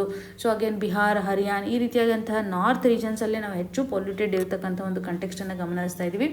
ಕ್ಲೀನೆಸ್ಟ್ ಸಿಟಿ ಅಥವಾ ಕ್ಲೀನರ್ ಡಿಸ್ಟ್ರಿಕ್ಸನ್ನು ಹೊಂದಿರುವಂಥ ಸಿಟೀಸ್ಗಳಂತಂತಲೇ ಹೇಳೋದಾದರೆ ಅಥವಾ ಸ್ಟೇಟ್ ಅಂತಲೇ ನಾವು ಗಮನಿಸುವಂಥದ್ದಾದರೆ ಆಂಧ್ರ ಪ್ರದೇಶ ಆಗಿರ್ಬೋದು, ತೆಲಂಗಾಣ, ಕೇರಳ, ಕರ್ನಾಟಕ, ತಮಿಳುನಾಡು, ಗೋವಾ ಈ ರೀತಿಯಂತಹ ಸೌತ್ ರೀಜನಲ್ಲಿರುವಂಥ ಡಿಸ್ಟ್ರಿಕ್ಸ್ ಇವತ್ತು ಲೆಸ್ ಪೊಲ್ಯೂಟೆಡ್ ಆಗಿರುವಂಥದ್ದನ್ನೇ ನಾವು ಗಮನಿಸ್ತಾ ಇದ್ದೀವಿ. ಸೊ ಪರ್ಟಿಕ್ಯುಲರ್ಲಿ ನೀವು ನೋಡ್ಬೋದು northern region and eastern region. Okay, so ಈ ಎರಡೂ ರೀಜನ್ಸ್ನಲ್ಲಿ ಹೆಚ್ಚು ಪೊಲ್ಯೂಷನ್ಸ್ ಇರುವಂಥದ್ದನ್ನು ನಾವು ಗಮನಿಸ್ತಾ ಇದ್ವಿ. ಇವಾಗ ವಿಂಟರಲ್ಲಿ ಸಾಕಷ್ಟು ಪೊಲ್ಯೂಷನ್ ಆಗ್ತಾ ಇರೋದನ್ನು ನೋಡ್ತಾ ಇದ್ವಿ. ಸೊ ಈ ಒಂದು ಪೊಲ್ಯೂಷನಿಂದ ಸಾಕಷ್ಟು ಹೆಲ್ತ್ ಇಂಪ್ಯಾಕ್ಟ್ ಆಗ್ತಾ ಇದೆ ಅಂತ ನಾವು ಗಮನ ಹರಿಸ್ಬೋದು. ಗ್ಲೋಬಲ್ ವಾರ್ಮಿಂಗ್ ಹೆಚ್ಚಾಗ್ತಾ ಇದೆ ಅಂತಲೇ ಹೇಳ್ಬೋದು. ಇದರಿಂದ ಕ್ಲೈಮೇಟ್ನಿಂದ ಭಾಳ ಇಂಪ್ಯಾಕ್ಟ್ ಆಗುತ್ತೆ ಅನ್ನೋದನ್ನು ನೀವೆಲ್ಲ ಜನರಲಿ ಅಂಡರ್ಸ್ಟ್ಯಾಂಡ್ ಮಾಡ್ಕೊಂಡಿರ್ತಾರೆ. ಹೇಗೆ ಒಂದು ಎಕೋಸಿಸ್ಟಮ್ ಸಿಸ್ಟಮ್ ಮೇಲೆ ಇದು ಇಂಪ್ಯಾಕ್ಟನ್ನು ಕ್ರಿಯೇಟ್ ಮಾಡುತ್ತೆ, ಹೇಗೆ ಒಂದು ಇಂಬ್ಯಾಲೆನ್ಸನ್ನು ಇದು ಕ್ರಿಯೇಟ್ ಮಾಡುತ್ತೆ, ಪ್ರೊಡಕ್ಟಿವಿಟಿ ಆಸ್ಪೆಕ್ಟ್ ಆಗಿರ್ಬೋದು, ಎಕನಾಮಿಕ್ ಆಸ್ಪೆಕ್ಟನ್ನು ನಾವು ಗಮನಿಸ್ಬೋದು, ಸೊ ಹ್ಯಾಬಿಟೇಟ್ ಆಸ್ಪೆಕ್ಟ್. ಸೊ ಈ ರೀತಿಯಾಗಿ ಹೇಗೆ ಒಂದು ಕ್ಲೈಮೇಟ್ ಚೇಂಜ್ ಇರ್ಬೋದು ಅಥವಾ ಈ ಒಂದು pollution is the highest contributor ಅಂತ ಹೇಳ್ಬೋದು. ಮನುಷ್ಯ ಅಂತ ಅಷ್ಟೇ ಅಲ್ಲ, ಒಂದು ಬೇರೆ ಬೇರೆ ಜಲಚರ ಜೀವಿಗಳಾಗಿರ್ಬೋದು, ವನ್ಯಜೀವಿಗಳಾಗಿರ್ಬೋದು, ಇವುಗಳ ಮೇಲೆ ಎಷ್ಟು ಇಂಪ್ಯಾಕ್ಟನ್ನು ಮಾಡ್ತಾ ಇದೆ ಅಂತ ನೋಡ್ಬೋದು. ನಾವು GS ಪೇಪರ್ 3 ನಡಿನಲ್ಲಿ ಎನ್ವಿರಾನ್ಮೆಂಟ್ಗೆ ಸಂಬಂಧಪಟ್ಟಂತೆ ಸೊ WHO ಒಂದು ಗೈಡ್ಲೈನ್ಸ್ ಯಾವ ರೀತಿಯಾಗಿದೆ, national ambient air quality standards ಅಂದರೆ ಏನು, ಹಾಗೂ ಪರ್ಟಿಕ್ಯುಲರ್ಲಿ ಇವಾಗ ನೋಡಿ urban governance, stubble burning, thermal plant, ಈ ರೀತಿಯಂಥ ಇಶ್ಯೂಸ್ಗಳಿರುತ್ತಲ್ಲ, ಇವುಗಳನ್ನು ಸಂಬಂಧಪಟ್ಟಂತೆ ನಾವು ಅಡ್ರೆಸ್ ಮಾಡುವಾಗ ಇಲ್ಲಿರುವಂಥ ಒಂದು ಡೇಟಾವನ್ನು ನಾವು ಯುಟಿಲೈಸ್ ಮಾಡ್ಕೋಬೋದು. ನಿಮಗೆ ಜನರಲಿ ಒಂದು ಐಡಿಯಾ ಇರಬೇಕಾಗುತ್ತೆ. ಸೊ ಹಾಗಾಗಿ ರೀಜನಲ್ ಲೆವೆಲಲ್ಲೂ ಸಹ ಎಷ್ಟು ಮಟ್ಟಿಗೆ ಪೊಲ್ಯೂಷನ್ ಇದೆ, ಎಷ್ಟು ಮಟ್ಟಿಗೆ ಡೇಟಾಗಳು ನಮಗೆ ರಿಫ್ಲೆಕ್ಷನನ್ನು ಮಾಡುತ್ತೆ ಅನ್ನೋದನ್ನು ನಾವಿಲ್ಲಿ ಗಮನ ಹರಿಸ್ಬೋದು. ಇನ್ನು ಮುಂದಿನ ಆರ್ಟಿಕಲನ್ನು ನೋಡುವಂತಾದರೆ net FDI negative for second straight month in September ಅನ್ನುವಂಥದ್ದಾಗಿ ಕಾಣ್ತಾ ಇದ್ದೀವಿ.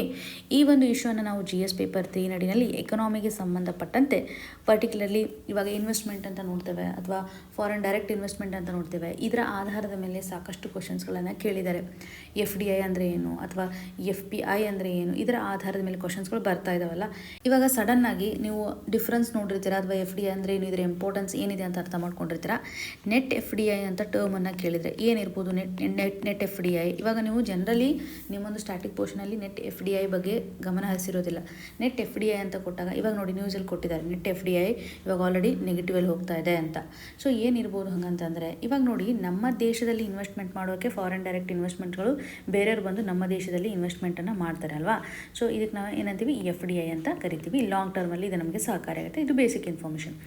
ನಮ್ಮ ದೇಶದಲ್ಲಿರ್ತಕ್ಕಂಥ ಜನರಾಗಿರ್ಬೋದು ಅಥವಾ ಕಂಪನೀಸ್ಗಳಾಗಿರ್ಬೋದು, ಅವರು ಸಹ ಬೇರೆ ದೇಶದಲ್ಲಿ ಹೋಗಿ ಇನ್ವೆಸ್ಟ್ಮೆಂಟನ್ನು ಮಾಡ್ತಾರಲ್ಲ, ಸರಿಯಾದಂತಹ ಒಂದು ಇಂಟ್ರೆಸ್ಟ್ ಅವ್ರಿಗೆ ಸಿಗ್ತಾ ಇತ್ತಂದರೆ ಅವ್ರು ಏನು ಮಾಡ್ತಾರೆ, ಬೇರೆ ಒಂದು ಕಂಟ್ರಿಗೆ ಹೋಗಿ ಇನ್ವೆಸ್ಟ್ ಮಾಡ್ತಾರೆ. ಸೊ ಇದೇ ರೀತಿಯಾಗಿ ನಾವು ನೋಡುವಂಥದ್ದಾದರೆ ಇಲ್ಲಿ ನಾವು ಏನು ಹೇಳ್ಬೋದು, FDIಯಿಂದ ನಮ್ಮ ದೇಶಕ್ಕೆ ಇವತ್ತು ಮನಿ ಬರ್ತಾ ಇದೆ, ಇನ್ಫ್ಲೋ ಆಗ್ತಾ ಇದೆ ಅಂತ ಹೇಳ್ತೀವಿ. ಅದೇ ರೀತಿಯಾಗಿ ನಮ್ಮ ದೇಶದಿಂದನೂ ಸಹ ಮನಿ ಔಟ್ಫ್ಲೋ ಆಗುವಂಥ ಒಂದು ಕಂಟೆಕ್ಸ್ಟ್ ಇರುತ್ತೆ.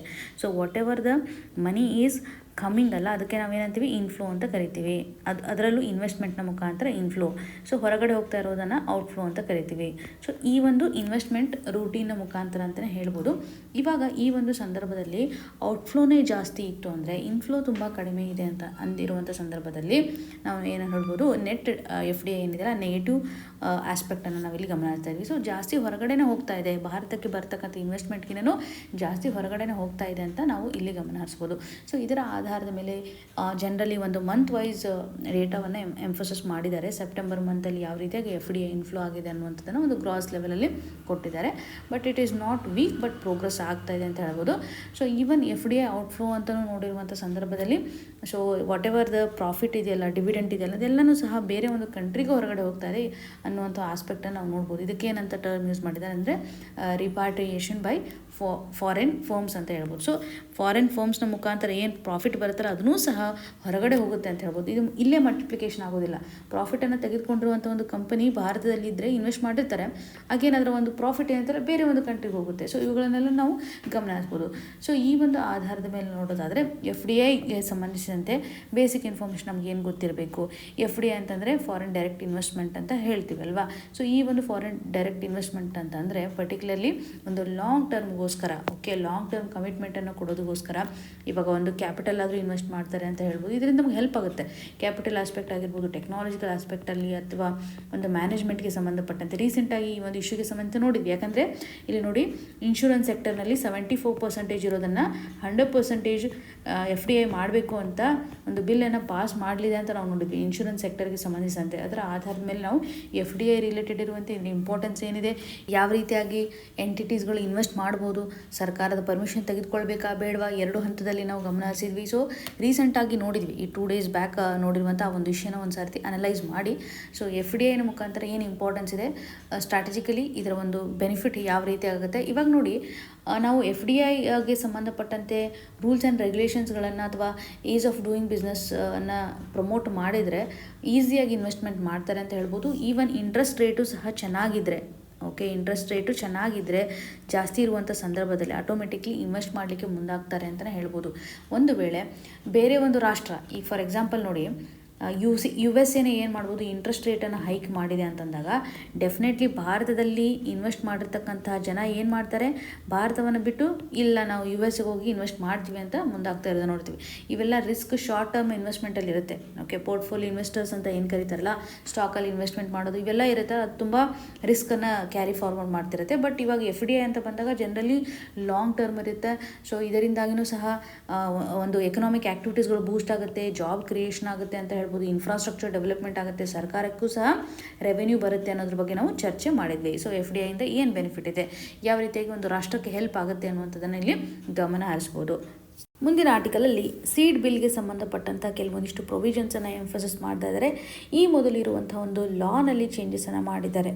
ಏನು ಬದಲಾವಣೆ ಮಾಡಲಿಕ್ಕೆ ಮುಂದಾಗ್ತಾ ಇದ್ದಾರೆ, ಒಂದು ಡ್ರಾಫ್ಟ್ ಇದೆ ಸೀಡ್ ಬಿಲ್ಗೆ ಸಂಬಂಧಪಟ್ಟಂಥ ಒಂದು ಡ್ರಾಫ್ಟ್ ನಡಿನಲ್ಲಿ ಪರ್ಟಿಕ್ಯುಲರ್ಲಿ ಇವಾಗ ಸೀಡ್ಸ್ ಅಂತ ಇರುತ್ತೆ. ಈ ಒಂದು ಸೀಡ್ಸ್ ಕ್ವಾಲಿಟಿಯನ್ನು ಎನ್ಶೋರ್ ಮಾಡಬೇಕು ಅಂತಂದರೆ ನಾವು ಕಂಪ್ಲೀಟಾಗಿ ಇದರ ಒಂದು ರೆಗ್ಯುಲೇಷನನ್ನು ಮಾಡಬೇಕು. ಯಾವ ರೀತಿಯಾಗಿ ನಾವು ಇಂಪೋರ್ಟನ್ನು ಮಾಡ್ಕೋತಾ ಇದ್ದೀವಿ ಅನ್ನುವಂಥದ್ದಾಗಿರ್ಬೋದು, ಯಾವ ರೀತಿಯಾದಂಥ ಒಂದು ಪ್ರೊಡಕ್ಷನನ್ನು ಮಾಡ್ತಾ ಇದ್ದೀವಿ, ಸೀಡ್ ಕ್ವಾಲಿಟಿ ಯಾವ ರೀತಿಯಾಗಿರುತ್ತೆ, ಸಪ್ಲೈ ಲೆವೆಲಲ್ಲಿ ಯಾವ ರೀತಿಯಾದಂತಹ ಸ್ಮೂತ್ ವೇ ನಡೀತಾ ಇರುತ್ತೆ, ಅಂದರೆ ಸರಿಯಾಗಿ ಒಂದು ಡಿಮ್ಯಾಂಡನ್ನು ಫುಲ್ಫಿಲ್ ಮಾಡ್ತಾ ಇದೆ ಅನ್ನುವಂಥದ್ದಾಗಲಿ, ಕ್ವಾಲಿಟಿ ಆಗಿರ್ಬೋದು, ಇವುಗಳನ್ನೆಲ್ಲವನ್ನು ಸಹ ಮೇಜರ್ ಮಾಡಲಿಕ್ಕೆ ಅಂತಲೇ ಒಂದು ಡ್ರಾಫ್ಟನ್ನು ರೆಡಿ ಮಾಡಿದ್ದಾರೆ ಅಂತ ನಾವಿಲ್ಲಿ ಗಮನ ಹರಿಸ್ಬೋದು.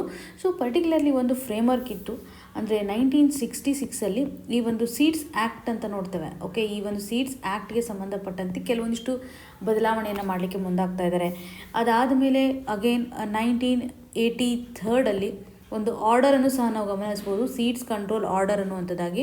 ಸೊ ಇಲ್ಲಿನೂ ಸಹ ತಂದಿರುವಂಥ ಒಂದು ಬದಲಾವಣೆ ಆಧಾರದ ಮೇಲೆ ಇವಾಗ ನೋಡಿ, ಒಂದು ಸೀಡ್ಸ್ ಅಂತ ಬಂದಾಗ ಇದಕ್ಕೆ ಸಂಬಂಧಿಸಿದಂತೆ ಒಂದು ಏನಾದರೂ ಬಿಸ್ನೆಸ್ ಮಾಡ್ತಾ ಇದ್ದಾರೆ ಅಂತಂದರೆ ಯಾವ ರೀತಿಯಾಗಿ ನಾವು ಅವ್ರಿಗೆ ಸಿಂಪಲ್ಲಾಗಿ ಬಿಸ್ನೆಸ್ ಮಾಡಲಿಕ್ಕೆ ಅಲೋ ಮಾಡ್ತಾಯಿದ್ವಿ, ಯಾವ ಒಂದು ಏಜಲ್ಲಿ ಅವ್ರು ಮಾಡ್ತಾಯಿದ್ದಾರೆ, ಏಜ್ ಆಫ್ ಡೂಯಿಂಗ್ ಬಿಸ್ನೆಸ್ ಆಗಿರ್ಬೋದು, ಅಂದರೆ ಸೀಡ್ ಸೆಕ್ಟರ್ಗೆ ಸಂಬಂಧಪಟ್ಟಂತೆ ಅಂತ ನೋಡ್ಬೋದು.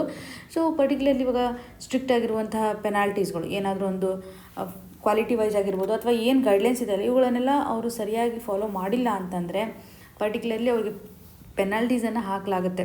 ಇವಾಗ ಪ್ರಪ್ರಥಮವಾಗಿ ಫಾರ್ಮರ್ಸು ಸಹ ಸರಿಯಾದಂಥ ಒಂದು ಸೀಡ್ಸ್ ಕ್ವಾಲಿಟಿಯನ್ನು ಪಡ್ಕೊಳ್ಳೋದ್ರಲ್ಲಿ ಅವರು ಒಂದು ಹಕ್ಕನ್ನು ಸಹ ಹೊಂದಿದ್ದಾರೆ. ಸೊ ಏನೇ ಇವತ್ತು ಗ್ರೋ ಮಾಡಿರ್ಬೋದು, ಅವರು ಯಾವುದೇ ರೀತಿಯಾದಂಥ ಬಿತ್ತನೆ ಸೋಯಿಂಗ್ ಮಾಡಿರ್ಬೋದು ಅಥವಾ ಒಂದು ಸೀಡ್ಸನ್ನು ಸೇವ್ ಮಾಡುವಂಥ ಹಂತದಲ್ಲಿ ಆಗಿರ್ಬೋದು, ಆ ಒಂದು ಸೀಡ್ಸನ್ನು ಎಕ್ಸ್ಚೇಂಜ್ ಮಾಡುವಂಥದ್ದು ಏನಿದೆ ಅದನ್ನು ಬೇರೆದವ್ರಿಗೆ ಒಂದು ಮಾರುವಂಥ ಕಂಡೀಷನ್ ಆಗಿರ್ಬೋದು, ಇವೆಲ್ಲವನ್ನು ನಾವು ನೋಡಿರುವಂಥ ಸಂದರ್ಭದಲ್ಲಿ ಸೊ ಇವಾಗ ಯಾವುದೇ ರೀತಿಯಾಗಿ ಫಾರ್ಮರ್ಸು ಸೆಲ್ ಮಾಡ್ತಾ ಇರ್ತಾರಲ್ಲ, ಬೇರೆ ಒಂದು ಫಾರ್ಮರ್ಗೆ ಆಗಿರ್ಬೋದು ಅಥವಾ ಒಂದು ಮಾರ್ಕೆಟ್ ಪ್ಲ್ಯಾಟ್ಫಾರ್ಮ್ನ ಮುಖಾಂತರ ಸೆಲ್ ಮಾಡುವಂಥ ಸಂದರ್ಭದಲ್ಲಿ ಯಾವುದೇ ರೀತಿಯಾಗಿ ಒಂದು ಬ್ರ್ಯಾಂಡ್ ನೇಮನ್ನು ಅವರು ಇಟ್ಕೊಳ್ಳುವಂತಿಲ್ಲ. ಓಕೆ, ಸೊ ಇಲ್ಲಿ ನೋಡಿ, ಫಾರ್ಮರ್ಸು ಇವತ್ತು ಯಾವುದೇ ರೀತಿ ಬ್ರ್ಯಾಂಡ್ ನೇಮ್ ಇಲ್ಲದೇ ರಿಜಿಸ್ಟ್ರೇಷನ್ ಮಾಡ್ದೇ ಸೆಲ್ ಮಾಡೋಂಗಿಲ್ಲ. ಅಂದರೆ ತಾವೇ ಒಂದು ಏನಾದರೂ ಹಾಗೆ ಇಟ್ಕೊಂಡ್ಬಿಟ್ಟು ನೇಮ ಸೆಲ್ ಮಾಡುವಂತಿಲ್ಲ. ಕಂಪಲ್ಸರಿ ರಿಜಿಸ್ಟ್ರೇಷನ್ ಮಾಡೋದ್ರ ಮುಖಾಂತರ ಮಾತ್ರ ಅವರು ಸೀಡ್ಸ್ಗಳನ್ನು ಸೆಲ್ ಮಾಡ್ಬೋದು. ಸೊ ಈ ಒಂದು ಬಿಲ್ಲಲ್ಲಿ ಕ್ವಾಲಿಟಿ ವೈಸು ಸಹ ನಾರ್ಮ್ಸನ್ನು ಎಸ್ಟಾಬ್ಲಿಷ್ಮೆಂಟ್ ಮಾಡ್ತಾ ಇದ್ದಾರೆ. ಹೇಗೆ ಒಂದು ಕ್ವಾಲಿಟಿಯನ್ನು ಚೆಕ್ ಮಾಡುವಂಥ ಸಂದರ್ಭದಲ್ಲಿ ಲ್ಯಾಬ್ಸ್ಗಳನ್ನು ಸೆಟಪ್ ಮಾಡುವಂಥದ್ದಾಗಲಿ ಅಥವಾ ಸೆಂಡ್ ಮಾಡುವಂತಹ ಸಂದರ್ಭದಲ್ಲಿ ಅಥವಾ ಸೆಲ್ ಮಾಡ್ತಕ್ಕಂಥ ಸಂದರ್ಭದಲ್ಲಿ ಏನಿದೆ ಅಂದರೆ ರಿಜಿಸ್ಟ್ರೇಷನು ಅಥವಾ ಅವ್ರ ಕಂಪಲ್ಸರಿ ಲೈಸೆನ್ಸು ಮ್ಯಾಟ್ರ್ ಆಗುತ್ತೆ ಅಂತ ನಾವಿಲ್ಲಿ ಗಮನ ಹರಿಸ್ಬೋದು. ಇದರೊಂದಿಗೆ ಅವ್ರು ಏನು ಮಾಡ್ತಾರೆ ಅಂದರೆ ಒಂದು ಟ್ರಯಲ್ಲೂ ಸಹ ಮಾಡ್ತಾರೆ, ಎಷ್ಟು ಮಟ್ಟಿಗೆ ಸೀಡ್ ಕ್ವಾಲಿಟಿ ಚೆನ್ನಾಗಿದೆ ಇಲ್ವೋ ಅನ್ನುವಂಥ ಒಂದು ಅದರ ಕ್ವಾಲಿಟಿನ ಚೆಕ್ ಮಾಡಲಿಕ್ಕೂ ಸಹ ಈ ಒಂದು ಆ್ಯಕ್ಟ್ ನಡಿನಲ್ಲಿ ಮೆನ್ಷನ್ ಮಾಡಿದ್ದಾರೆ ಅಂತಲೇ ಹೇಳ್ಬೋದು.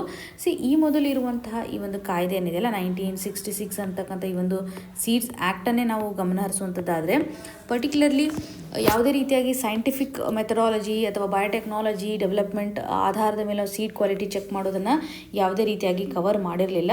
ಸೊ ಇವಾಗ ಒಂದು ಸ್ವಲ್ಪ ಬದಲಾವಣೆಯನ್ನು ಮಾಡ್ತಾ ಇದ್ದಾರೆ. ಈ ಮೊದಲು ಇರ್ತಕ್ಕಂಥ ಒಂದು ಪ್ರೊವಿಷನಿಂದ ಇವಾಗ ಎಷ್ಟು ಮಟ್ಟಿಗೆ ಚೇಂಜಸನ್ನು ಮಾಡ್ತಾ ಇದ್ದಾರೆ ಅಂತ. ಸೊ ಇಲ್ಲಿ ಒಟ್ಟಾರೆಯಾಗಿ ಈ ಒಂದು ಆ್ಯಕ್ಟ್ ನಮಗೇನು ಹೇಳುತ್ತೆ ಅಂತಂದರೆ ಯಾವುದೇ ಒಂದು ಸೀಡ್ ಕ್ವಾಲಿಟಿಗೆ ಸಂಬಂಧಪಟ್ಟಂತೆ ಟ್ರೇಡ್ ಮಾಡುವಂಥದ್ದಾಗಲಿ ಅಥವಾ ಬಿಸ್ನೆಸ್ ಮಾಡುವಂಥದ್ದಾಗಲಿ ಕಾಮರ್ಸ್ಗೆ ಸಂಬಂಧಿಸಿದಂತೆ ಇವಾಗ ಇವಾಲ್ವ್ ಆಗಿದೆ. ಸೊ ಪ್ರಸ್ತುತವಾಗಿ ಏನು ಬದಲಾವಣೆ ಇದೆ, ಇವಾಗ ನೋಡಿ ನಾವು ಸೀಡ್ಸ್ ಅಂತ ಬಂದಾಗ ಡಿಫ್ರೆಂಟ್ ವೆರೈಟಿ ಆಫ್ ಸೀಡ್ಸ್ ಇರುತ್ತೆ. ಇವಾಗ ನೋಡಿ ಜೆನೆಟಿಕಲ್ ಮಾಡಿಫೈಡ್ ಕ್ರಾಪ್ಸ್ ಅಂತ ಕರಿತೀವಿ. ಸೊ ಇದರ ಒಂದು ಟ್ರೇಟ್ ಬದಲಾವಣೆ ಆಗಿದೆ. ಆಮೇಲೆ ಮಾಲಿಕ್ಯುಲರ್ ಮಾರ್ಕರ್ಸ್ಗಳನ್ನು ಯೂಸ್ ಮಾಡ್ತಕ್ಕಂಥದ್ದಾಗಿರ್ಬೋದು, ಹೈಬ್ರಿಡ್ ಸೀಡ್ಸನ್ನು ನಾವು ನೋಡ್ತೇವೆ. ಇವಾಗ ಪ್ರಸ್ತುತವಾಗಿರುವಂಥ ಹೊಸ ಟೆಕ್ನಾಲಜಿಯಿಂದ ಬಂದಿರೋದು ಡಿಫ್ರೆಂಟ್ ಆಗಿದೆ. ಇಲ್ಲಿ ನಾವು ಒಂದು ಟ್ರಾನ್ಸ್ಪರೆನ್ಸಿ ಕ್ವಾಲಿಟಿಯನ್ನು ಎನ್ಶೋರ್ ಮಾಡೋದು ತುಂಬ ಇಂಪಾರ್ಟೆಂಟ್. ಬಿಕಾಸ್ ನೋಡಿ ಪ್ರೈವೇಟ್ ಸೆಕ್ಟರ್ನ ಒಂದು ನೀಡ್ಗೂ ಸಹ ಫುಲ್ಫಿಲ್ ಆಗಬೇಕಲ್ವಾ. ಹಾಗಾಗಿ ಒಂದು ಯೂನಿಫಾರ್ಮ್ ಆಗಿರುವಂತಹ ಒಂದು ಪ್ರಾಪರ್ ಆಗಿರುವಂಥ ಸ್ಟ್ಯಾಂಡರ್ಡನ್ನು ತರಲಿಕ್ಕೆ ಈ ಒಂದು ಲಾ ಹೆಲ್ಪ್ ಆಗುತ್ತೆ ಅಂತಲೇ ಹೇಳ್ಬೋದು. ಸೊ ಇದರಿಂದ ನಾವೇನು ಮಾಡ್ಬೋದು, ಸೀಡ್ ಕ್ವಾಲಿಟಿಗೆ ಸಂಬಂಧಪಟ್ಟಂತೆ ಒಂದು ಇನೋವೇಷನ್ಸನ್ನು ತರುವಂಥದ್ದಾಗಲಿ, ಎಕ್ಸ್ಪೋರ್ಟು ಎನ್ಹಾನ್ಸ್ ಮಾಡಲಿಕ್ಕೆ ಸಾಧ್ಯತೆ ಇದೆ. ಇವತ್ತು ಕ್ವಾಲಿಟಿ ಚೆನ್ನಾಗಿದೆ, ಸಫಿಷಿಯೆಂಟಾಗಿ ನಾವು ಬೆಳವಣಿಗೆ ಮಾಡ್ತಾ ಇದ್ದೀವಿ ಅಂತಂದರೆ ಗ್ಲೋಬಲ್ ಲೆವೆಲಲ್ಲಿ ಒಂದು ಅಟ್ರಾಕ್ಷನ್ನು ಸಹ ಇದು ಕ್ರಿಯೇಟ್ ಮಾಡುತ್ತೆ. ಸೊ ಇದರಿಂದ ಎಕ್ಸ್ಪೋರ್ಟ್ ಮಾಡಲಿಕ್ಕೂ ಸಹಕಾರಿ ಆಗುತ್ತೆ ಅಂತ ನಾವು ಗಮನಿಸ್ಬೋದು. ಒಂದು ವೇಳೆ ಯಾರು ಈ ಒಂದು ರಿಸ್ಟ್ರಿಕ್ಷನ್ಸ್ ಇಲ್ದೇ, ಇವಾಗ ಕಂಪಲ್ಸರಿ ಲೈಸೆನ್ಸಿಂಗ್ ಇಲ್ದೇ ಸೆಲ್ ಮಾಡ್ತಕ್ಕಂಥ ಒಂದು ಸಂದರ್ಭದಲ್ಲಿ ಅವ್ರಿಗೆ ಈ ಒಂದು ಲಾಸನ್ನು ವೈಲೇಟ್ ಮಾಡಿದರೆ ಪನಿಷ್ಮೆಂಟನ್ನು ಕೊಡಲಾಗುತ್ತೆ. ಸೊ ಒಂದು ಡ್ರಾಫ್ಟಲ್ಲಿ ಡಿಸ್ಕ್ರೈಬ್ ಮಾಡಿರುವಂಥ ಪ್ರಕಾರ ಕಂಪ್ಯಾರೇಟಿವ್ಲಿ ಇವಾಗ ಪನಿಷ್ಮೆಂಟ್ಸನ್ನು ನೋಡುವಂಥದ್ದಾದರೆ ನಿಯರ್ಲಿ ಒಂದು 30 lakhs ತನೂ ಸಹ 50,000 ಹಿಡಿದ್ಬಿಟ್ಟು 30 lakhs ತನೂ ಫೈನ್ ಮಾಡ್ತಕ್ಕಂಥ ಒಂದು ಸಾಧ್ಯತೆ ಇರುತ್ತೆ. ಅಗೇನ್ 3 years ಇಂಪ್ರಿಸನ್ಮೆಂಟ್, ಈ ರೀತಿಯಾದಂಥ ಇಶ್ಯೂಸ್ಗಳನ್ನು ಸಹ ನಾವು ನೋಡ್ತಾ ಇದ್ದೀವಿ. ಅಂದರೆ ಪನಿಷ್ಮೆಂಟನ್ನು ಲಾ ವೈಲೇಟ್ ಮಾಡಿರುವಂಥ ಸಂದರ್ಭದಲ್ಲಿ. ಸೊ 2024ರಲ್ಲಿರುವಂಥ ಈ ಒಂದು ಡ್ರಾಫ್ಟ್ ಏನಿದೆ ಸ್ಟ್ರಿಕ್ಟ್ ಪೆನಾಲ್ಟೀಸನ್ನು ಪ್ರೊವೈಡ್ ಮಾಡುತ್ತೆ ಅಂತ ಹೇಳ್ಬೋದು. ಸೊ ಇಲ್ಲೇನಾಗುತ್ತೆ ಅಂದರೆ ಕೆಲವೊಂದಿಷ್ಟು ಫಾರ್ಮರ್ಸ್ಗೆ ಒಂದು ವರಿಯನ್ನು ಸಹ ಇದು ಕ್ರಿಯೇಟ್ ಮಾಡಿದೆ, ಹೌದಲ್ವಾ? ಇವಾಗ ನೋಡಿ, ಕಂಪಲ್ಸರಿ ಲೈಸೆನ್ಸಿಂಗ್ ಇವೆಲ್ಲ ಕಾರ್ಪೊರೇಟ್ ಕಂಪ್ನೀಸ್ಗಳು ಎಫಿಷಿಯೆಂಟಾಗಿ ಮಾಡುತ್ತೆ. ಓಕೆ, ಕೆಲವೊಂದಿಷ್ಟು ಫಾರ್ಮರ್ ಆರ್ಗನೈಸೇಷನ್ಸ್ಗಳು ಸಹ ಸಂಯುಕ್ತ ಕಿಸಾನ್ ಮೋರ್ಚಾ ಆಗಿರ್ಬೋದು ಅಥವಾ ಆಲ್ ಇಂಡಿಯಾ ಕಿಸಾನ್ ಸಭಾ ಆಗಿರ್ಬೋದು, ಇವರೆಲ್ಲನೂ ಸಹ ಒಂದು ಕನ್ಸರ್ನ ರೇಸ್ ಮಾಡಿರೋ ಪ್ರಕಾರ ಇದು ಬೇಸಿಕಲಿ ಏನಂದರೆ ಕಾರ್ಪೊರೇಟ್ ಕಂಟ್ರೋಲಲ್ಲಿ ಬಂದ್ಬಿಡುತ್ತಲ್ಲ. ಸೊ ಫುಲ್ ಕಂಪ್ಲೀಟಾಗಿ ಕಾರ್ಪೊರೇಟ್ ಕಂಟ್ರೋಲಲ್ಲಿ ಬಂದಾದ ಮೇಲೆ ಇದೊಂದು ಬಿಸ್ನೆಸ್ ಆಗಿ ಟರ್ನ್ ಆಗಿರುವಂಥ ಸಂದರ್ಭದಲ್ಲಿ ರೈತರಿಗೆ ಬೇಕಾಗುವಂಥ ಒಂದು ಬೆಂಬಲ ಬೆಲೆಯಲ್ಲಿ ಸೀಡ್ಸ್ಗಳು ಸಿಕ್ಕೋದಿಲ್ಲ ಅನ್ನೋಂಥದ್ದನ್ನು ನೋಡ್ಬೋದು ಅಲ್ವಾ? ಸೊ ಬಿಗ್ ಸೀಡ್ ಕಾರ್ಪೊರೇಷನ್ಸ್ಗಳು ಇವತ್ತು ಇವಾಲ್ವ್ ಆಗುತ್ತೆ, ಬಟ್ ಇದು ಒಂಥರ ಪ್ರೈಸಿಂಗ್ಗೆ ಸಂಬಂಧಪಟ್ಟಂತೆ ಒಂದು ರಿಸ್ಕನ್ನು ಸಹ ಕ್ರಿಯೇಟ್ ಮಾಡ್ಬೋದು. ಓಕೆ, ಕಾಸ್ಟ್ ಆಫ್ ಕಲ್ಟಿವೇಷನ್ ಜಾಸ್ತಿ ಆಗುತ್ತೆ. ಸೊ ಸೀಡ್ಸ್ ಕ್ವಾಲಿಟಿ ಚೆನ್ನಾಗಿದೆ ಅಂತ ವೆಂಚರ್ ಮಾಡ್ತೀವಿ, ಪ್ರೈಸು ಸಹ ಜಾಸ್ತಿ ಇದೆ. ಸೊ ಇದರಿಂದ ಏನಾಗುತ್ತೆ ಅಂದರೆ ಕಲ್ಟಿವೇಷನ್ ಮಾಡ್ತಕ್ಕಂಥ ಒಂದು ವೇ ಬದಲಾವಣೆ ಆಗುತ್ತೆ ಅಂತಲೇ ನಾವು ನೋಡ್ಬೋದು. ಸೀಡ್ ಕಲ್ಟಿವೇಷನ್ ಹಂತದಲ್ಲಿ ಒಂದು ಮೊನೋಪೋಲಿನೂ ಸಹ ಕ್ರಿಯೇಟ್ ಆಗ್ಬೋದು ಅನ್ನೋದನ್ನು ನಾವಿಲ್ಲಿ ನೋಡ್ತಾ ಇದ್ದೀವಿ. ಸೊ ಈ ಒಂದು ಹಂತದಲ್ಲಿ ಫಾರ್ಮರ್ಸ್ಗಳಿಗೆ ರಿಸ್ಕನ್ನು ಕ್ರಿಯೇಟ್ ಮಾಡುತ್ತೆ ಮತ್ತು ಫಾರ್ಮರ್ಸ್ಗಳಿಗೂ ಸಹ ಕೆಲವೊಂದಿಷ್ಟು ರೈಟ್ಸ್ ಇರುತ್ತಲ್ಲ. ಸೊ ಯಾಕೆ ಅವರು ಅನ್ಬ್ರ್ಯಾಂಡೆಡ್ ಸೀಡ್ಸ್ಗಳನ್ನು ಸೆಲ್ ಮಾಡಲಿಕ್ಕೆ ಆಗೋದಿಲ್ಲ ಅನ್ನುವಂಥ ಒಂದು ಕ್ವಶನ್ ಮಾರ್ಕು ಸಹ ಇಲ್ಲಿ ಕ್ರಿಯೇಟ್ ಆಗ್ತದೆ. ಬಿಕಾಸ್ ಫೈನ್ ಆಗುವಂಥ ಸಂದರ್ಭದಲ್ಲಿ ಫಾರ್ಮರ್ಸನ್ನು ಸಹ ಇವರು ಇನ್ಕ್ಲೂಡ್ ಮಾಡ್ತಿಲ್ಲ, ಅವ್ರಿಗೂ ಏನು ಎಕ್ಸಂಪ್ಷನ್ಸ್ ಇಲ್ಲ, ಅವ್ರಿಗೂ ಸಹ ರೆಸ್ಟ್ರಿಕ್ಷನ್ಸ್ ಮಾಡ್ತಾ ಇದ್ದಾರೆ. ಇವಾಗ ಟ್ರೆಡಿಷ್ನಲಿ ಅವ್ರು ಏನು ಒಂದು ಸೀಡ್ಸನ್ನು ಸೇವ್ ಮಾಡ್ತಾಯಿದ್ರು, ಅದನ್ನು ಬೇರೆಯವ್ರಿಗೆ ಸೆಲ್ ಮಾಡ್ತಾಯಿದ್ರು, ಅದನ್ನು ಸ್ಟಾಪ್ ಮಾಡ್ದಂಗೆ ಆಗ್ಬಿಡುತ್ತೆ. ಸೊ ಅವರ ಒಂದು ಹಕ್ಕಿಗೂ ಸಂಬಂಧಪಟ್ಟಂಥ ಇಲ್ಲಿ ಕ್ವಶನ್ ಮಾರ್ಕನ್ನು ಇದು ಕ್ರಿಯೇಟ್ ಮಾಡಿದೆ. ಬಿಕಾಸ್ ಡಿಫ್ರೆಂಟ್ ಪ್ಲಾಂಟ್ ವೆರೈಟೀಸು ಅನ್ನು ಮೇಂಟೈನ್ ಮಾಡುವಂಥದ್ದಾಗಲಿ, ಇದಕ್ಕೆ ಸಂಬಂಧಪಟ್ಟಂತೆಯೂ ಸಹ ಸರ್ಕಾರ ನಿಗಾ ವಹಿಸಬೇಕು ಅನ್ನೋಂಥದ್ದನ್ನು ನೋಡ್ತಾ ಇದ್ದೀವಿ. ಸೊ ನೆಕ್ಸ್ಟ್ ಹಂತದಲ್ಲಿ ಇವಾಗ ಒಂದು ಪವರ್ ಏನು ಬರುತ್ತಲ್ಲ, ಸೆಂಟ್ರಲೈಸೇಷನ್ ಪವರ್ನೂ ಸಹ ನಾವಿಲ್ಲಿ ಕಾಣ್ಬೋದು. ಇವಾಗ ಕಾರ್ಪೊರೇಟೈಸೇಷನ್ ಆಗೋದ್ರಿಂದ ಡಿಸೆಂಟ್ರಲೈಸ್ ಪವರ್ ವೀಕ್ ಆಗಿಬಿಡುತ್ತೆ. ಸೊ ಇದರಿಂದ ಒಂದು ಲಾ ಅಂತ ಬಂದಾಗ ಡೆಫಿನೆಟ್ಲಿ ಅದು ಸೆಂಟ್ರಲ್ ಪವರ್ನ ಇದು ರಿಫ್ಲೆಕ್ಟ್ ಮಾಡುತ್ತೆ. ಫಾರ್ಮರ್ ಸೆಂಟ್ರಿಕ್ ಸಿಸ್ಟಮನ್ನು ನಾವಿಲ್ಲಿ ತರ್ತಾ ಇಲ್ಲ ಅನ್ನೋಂಥದ್ದನ್ನು ಗಮನಿಸ್ಬೋದು. ಹಾಗೆ ಥ್ರೆಡ್ ಟು ಬಯೋಡೈವರ್ಸಿಟಿ ಅನ್ನುವಂಥದ್ದಾಗಿಯೂ ಸಹ ನೋಡ್ಬೋದು. ಓಕೆ, ಸೊ ಬಯೋಡೈವರ್ಸಿಟಿ ಅನ್ನುವಂಥ ಒಂದು ಸಂದರ್ಭದಲ್ಲಿ ಫಾರ್ ಎಕ್ಸಾಂಪಲ್ ಇವಾಗ ಕನ್ವೆನ್ಷನ್ ಆನ್ ಬಯಾಲಜಿಕಲ್ ಡೈವರ್ಸಿಟಿ, ಈ ಒಂದು ಇಶ್ಯೂಸ್ಗಳಿಗೆ ಸಂಬಂಧಪಟ್ಟಂತೆ ನಾವು ವೈಲೇಷನ್ ಮಾಡ್ದಂಗೆ ಆಗುತ್ತೆ. ಬಿಕಾಸ್ ನೀವೆಲ್ಲ ಅರ್ಥ ಮಾಡ್ಕೊಳ್ಳಿ, ನಾವು ಬ್ರ್ಯಾಂಡೆಡ್ ಸೀಡ್ಸನ್ನು ಮೇಂಟೈನ್ ಮಾಡತಕ್ಕಂಥ ಒಂದು ಸಂದರ್ಭದಲ್ಲಿ ಟ್ರೆಡಿಷ್ನಲ್ ಸೀಡ್ಸ್ ಕ್ವಾಲಿಟಿ ಏನಿರ್ತಾರೆ ಅದನ್ನು ಎನ್ಶೋರ್ ಮಾಡಲಿಕ್ಕೆ ಆಗೋದಿಲ್ಲ. ಇದರಿಂದ ಡೈವರ್ಸಿಟಿಯ ಮೇಲೆ ಒಂದು ಕ್ವಶನ್ ಮಾರ್ಕನ್ನು ಸಹ ಇದು ಕ್ರಿಯೇಟ್ ಮಾಡುತ್ತೆ. ಸೊ ಟ್ರೆಡಿಷ್ನಲ್ ವೆರೈಟೀಸನ್ನು ನಾವು ಪ್ರೊಟೆಕ್ಷನ್ ಮಾಡಲಿಕ್ಕೆ ಆಗೋದಿಲ್ಲ ಅನ್ನುವಂಥ ಒಂದು ಕಂಟೆಕ್ಸ್ಟನ್ನು ಸಹ ನಾವಿಲ್ಲಿ ಗಮನ ಹರಿಸ್ಬೋದು. ಸೊ ಇದಕ್ಕೆ ಸಂಬಂಧಿಸಿದ ಒಂದು ಡ್ರಾಫ್ಟ್ ಇದೆ. ಸೊ ಇವರು ಅಂದರೆ ರೆಕಮೆಂಡೇಷನ್ಸ್ ಅಂದರೆ ಇಲ್ಲಿ ಪ್ರತಿಯೊಂದು ಕ್ವಾಲಿಟಿ ವೈಸ್ ಅಂದಾಗ ನೋಡಿ, ಜೆನೆಟಿಕ್ ಕ್ವಾಲಿಟಿ ಯಾವ ರೀತಿ ಆಗಿರುತ್ತೆ, ಜೆನೆಟಿಕ್ ಪ್ಯೂರಿಟಿ ಆಗಿರ್ಬೋದು, ಫಿಸಿಕಲ್ ಪ್ಯೂರಿಟಿ ಆಗಿರ್ಬೋದು, ಸೀಡ್ನ ಒಂದು ಹೆಲ್ತ್, ಎಲ್ಲ ರೀತಿಯಿಂದನೂ ಸಹ ನಿಗಾ ವಹಿಸಲಿಕ್ಕೆ ಒಂದು ಕ್ವಾಲಿಟಿಯನ್ನು ಎನ್ಶೋರ್ ಮಾಡಲಿಕ್ಕೆ ಈ ಒಂದು ಆ್ಯಕ್ಟ್ ನಮಗೆ ಸಹಕಾರಿ ಆಗಿದೆ ಅಂತ ಹೇಳ್ಬೋದು. ಸೊ ಇದ್ರ ಬಗ್ಗೆ ಅಂದರೆ ಇವಾಗ ಪ್ರಸ್ತುತವಾಗಿ ಏನು ಪ್ರೊವಿಷನ್ಸ್ ಇದೆ ಅಂತ ಒಂದು ಡ್ರಾಫ್ಟ್ನ ಆಧಾರದ ಮೇಲೆ ಒಂದು ಬದಲಾವಣೆಯನ್ನು ಮಾಡಿದರೆ ಹೇಗೆ ಒಂದು ಕನ್ಸರ್ನನ್ನು ಇದು ಕ್ರಿಯೇಟ್ ಮಾಡಿದೆ. ಸೊ ಟೆಸ್ಟಿಂಗ್ಗೆ ಸಂಬಂಧಪಟ್ಟಂತೆ ಇನ್ಫ್ರಾಸ್ಟ್ರಕ್ಚರ್ನ ತರುವಂಥದ್ದಾಗಲಿ ಅಥವಾ ಯಾರು ಇನ್ವೆಸ್ಟಿಗೇಟ್ ಮಾಡ್ತಾರೆ ಇನ್ಸ್ಪೆಕ್ಟರ್ಸ್ಗಳನ್ನು ಸಹ ಇಲ್ಲಿ ಹೈರ್ ಮಾಡುವಂಥದ್ದಾಗಲಿ, ಈ ರೀತಿಯಾಗಿ ಅಂದರೆ ಹ್ಯೂಮನ್ ರಿಸೋರ್ಸ್ನ ಒಂದು ಪವರ್ನು ಸಹ ಇಲ್ಲಿ ಯುಟಿಲೈಸ್ ಮಾಡುವಂಥದ್ದನ್ನು ನಾವಿಲ್ಲಿ ಗಮನ ಹರಿಸ್ಬೋದು. ಸೊ ಈ ಒಂದು ಆಧಾರದ ಮೇಲೆ 2019 ಡ್ರಾಫ್ಟ್ ರಿಲೇಟೆಡ್ ಇರತಕ್ಕಂಥ ಒಂದು ಆಸ್ಪೆಕ್ಟನ್ನು ಇಲ್ಲಿ ಗಮನ ಹರಿಸ್ತಾ ಇದ್ದಾರೆ. ಸೊ ಪರ್ಟಿಕ್ಯುಲರ್ಲಿ ಫಿಲಿಮ್ಸ್ ಆಸ್ಪೆಕ್ಟ್ ಅಂತ ಬಂದಾಗ ಇದು ನಮಗೆ ಇಂಪಾರ್ಟೆಂಟ್. ಸೊ ಫಾರ್ಮರ್ ರಿಲೇಟೆಡ್ ಇರತಕ್ಕಂಥ ಇಶ್ಯೂಸ್ಗಳಾಗಿರ್ಬೋದು, ಅಗ್ರಿಕಲ್ಚರ್ ರಿಲೇಟೆಡ್ ಇರತಕ್ಕಂಥ ಇಶ್ಯೂಸ್ಗಳ ಆಧಾರದ ಮೇಲೆ ಸಾಕಷ್ಟು ಕ್ವಶನ್ಸ್ಗಳನ್ನು ಮೇನ್ಸ್ ಲೆವೆಲಲ್ಲಿ ಹಾಗೂ ಪ್ರಿಲಿಮ್ಸ್ ಲೆವೆಲ್ ನಾವು ನೋಡ್ತಾ ಇದ್ವಿ. ಅದರ ಹಂತದಲ್ಲಿ ಈ ಒಂದು ಇಶ್ಯೂನ ನಾವು ಕನೆಕ್ಟ್ ಮಾಡ್ಬೋದು. ಇನ್ನು ಮುಂದಿನ ಆರ್ಟಿಕಲನ್ನು ನೋಡುವಂಥದ್ದಾದರೆ, a landmark law in 2013 it needs a spine in 2025. ಈ ಒಂದು ಇಶ್ಯೂನ GS ಪೇಪರ್ 1 ಹಾಗೂ 2ನಲ್ಲಿ ಸೊಸೈಟಿ ಆಸ್ಪೆಕ್ಟ್, ವಲ್ನರಬಲ್ ಸೆಕ್ಷನ್ ಅಥವಾ ವುಮನ್ ರಿಲೇಟೆಡ್ ಇರತಕ್ಕಂಥ ಇಶ್ಯೂಸ್ ಅಂತ ಕವರ್ ಮಾಡ್ತಾ ಇದ್ವಾ, ಅದರಲ್ಲಿ ಗಮನ ಹರಿಸ್ಬೋದು. ಇಲ್ಲಿ ನೋಡಿ, sexual harassment of woman at work place prevention, prohibition and redressal act ಅನ್ನುವಂಥದ್ದಾಗಿ 2013ರಲ್ಲಿ ಇದನ್ನು ಶಾರ್ಟ್ ಫಾರ್ಮ್ ಆಗಿ ಪೋಷ್ ಆ್ಯಕ್ಟ್ ಅಂತಲೂ ಸಹ ಕರೀತಾರೆ. ಸೊ ಈ ಒಂದು ಆ್ಯಕ್ಟ್ ಅಂತ ಬಂದಾಗ ಮಹಿಳೆಯರ ಮೇಲೆ ಆಗ್ತಾ ಇರುವಂಥ ಒಂದು ದೌರ್ಜನ್ಯವನ್ನು ತಡೆಗಟ್ಟಲಿಕ್ಕೆ. ಸೊ ಇಲ್ಲಿ ಒಂದು ಎಕ್ಸಾಂಪಲನ್ನು ಕೊಟ್ಟಿದ್ದಾರೆ. ಚಂಡೀಗಢ ಕಾಲೇಜಲ್ಲಿರುವಂಥ ಒಂದು ಪ್ರೊಫೆಸರನ್ನು ವಜಾ ಮಾಡಲಾಗಿದೆ because of internal complaint committee enquiry ಆದ ಮೇಲೆ, ಅದರಲ್ಲೂ ಒಂದು ಸ್ಟೂಡೆಂಟ್ ವಿರುದ್ಧ ನಡೀತಿರುವಂಥ ಹರಾಸ್ಮೆಂಟ್ನ ಆಧಾರದ ಮೇಲೆ. ಸೊ ನೀವು ಈ ಒಂದು ರೇರ್ ಕೇಸನ್ನು ಅಬ್ಸರ್ವ್ ಮಾಡ್ಬೋದು. ಬಿಕಾಸ್ ಕಾಲೇಜಸ್ ನಡಿನಲ್ಲಿ ಅಂತ ಬಂದಾಗ ಅಥವಾ ಎಜುಕೇಷನಲ್ ಇನ್ಸ್ಟಿಟ್ಯೂಷನಲ್ಲಿ ಅಂತ ಬಂದಾಗ ಜನರಲಿ ಟೀಚರ್ ಆ್ಯಂಡ್ ಸ್ಟೂಡೆಂಟ್ಸ್ ಮಧ್ಯೆ ಪವರ್ ಇಂಬ್ಯಾಲೆನ್ಸ್ ಜಾಸ್ತಿ ಇರುತ್ತೆ ಅಲ್ವಾ. ಸೊ ಈ ಒಂದು ಹಂತದಲ್ಲಿ ಜನರಲಿ ಕಂಪ್ಲೇಂಟ್ಸ್ಗೆ ಸಂಬಂಧಪಟ್ಟಂತೆ ನಾವು ನೋಡಿದಾಗ ಸಕ್ಸಸ್ ರೇಟ್ ತುಂಬ ಕಡಿಮೆ ಇರುತ್ತೆ. ಅಂದರೆ ತಪ್ಪಾಗಿದ್ರೂ ಸಹ ಅದು ಮುಚ್ಚಿ ಹಾಕಿಬಿಡ್ತಾರೆ ಅನ್ನುವಂಥದ್ದನ್ನು ನಾವಿಲ್ಲಿ ನೋಡ್ಬೋದು. ಸೊ ಆರ್ಟಿಕಲಲ್ಲಿ ಪೋಷ್ ಆ್ಯಕ್ಟಲ್ಲಿರುವಂಥ ಕೆಲವೊಂದಿಷ್ಟು ಪ್ರೊವಿಷನ್ಸ್ಗಳನ್ನು ಹೈಲೈಟ್ ಮಾಡ್ತಾ ಇದ್ದಾರೆ. ಪರ್ಟಿಕ್ಯುಲರ್ಲಿ ಈ ಒಂದು ಪೋಷ್ ಆ್ಯಕ್ಟಲ್ಲಿ ಮೆನ್ಷನ್ ಮಾಡಿರೋ ಪ್ರಕಾರ ಕನ್ಸೆಂಟ್ ಅನ್ನುವಂಥ ವರ್ಡನ್ನು ಮೆನ್ಷನ್ ಮಾಡಿದ್ದಾರೆ. ಓಕೆ, ಯಾವುದೇ ರೀತಿಯಾಗಿ ಇನ್ಫಾರ್ಮ್ಡ್ ಕನ್ಸೆಂಟ್ ಅಂತ ಮೆನ್ಷನ್ ಮಾಡಿಲ್ಲ. ಏನಿರ್ಬೋದು ಡಿಫ್ರೆನ್ಸು? ಇವಾಗ ಕನ್ಸೆಂಟ್ ಅಂದರೆ ಏನು, ಇನ್ಫಾರ್ಮ್ಡ್ ಕನ್ಸೆಂಟ್ ಅಂದರೆ ಏನು ಅಂತ.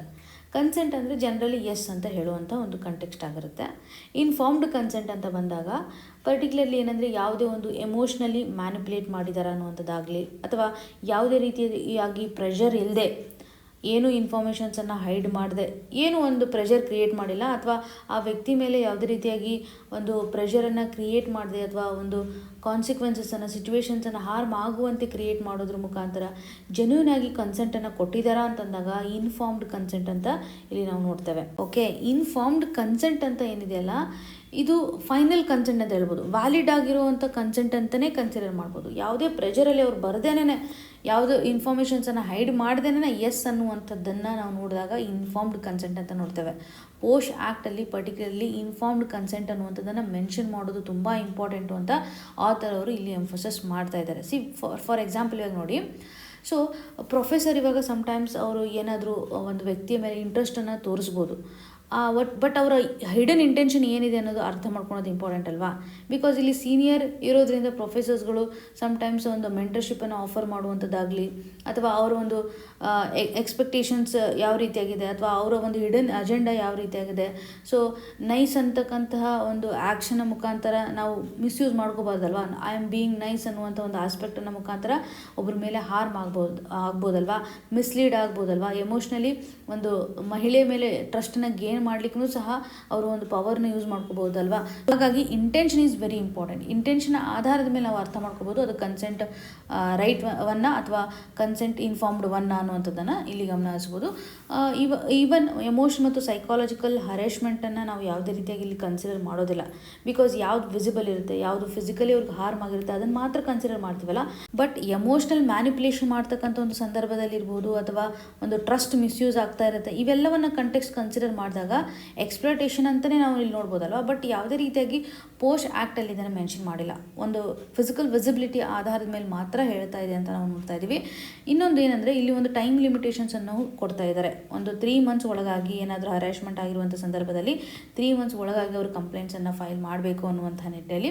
ಸಮ್ಟೈಮ್ಸ್ ಏನಾಗ್ಬೋದು, ಮ್ಯಾನಿಪುಲೇಷನ್ಸ್ ಈ ರೀತಿಯಂಥ ಇಶ್ಯೂಸ್ಗಳಿದ್ದಾಗ ಅವ್ರು ಯಾರು ವಿಕ್ಟಿಮ್ ಇರ್ತಾರಲ್ಲ ಅವರು ತುಂಬ ಲೇಟಾಗಿ ಕಂಪ್ಲೇಂಟ್ ಮಾಡುವಂಥ ಸಾಧ್ಯತೆ ಇರುತ್ತೆ. ಸೊ ಇಲ್ಲಿ ಸ್ವಲ್ಪ ಪ್ರಾಬ್ಲಮ್ ಆಗ್ಬೋದು. 3 months ಏನಾದರೂ ಪ್ರಾಬ್ಲಮ್ ಆಗುತ್ತೆ.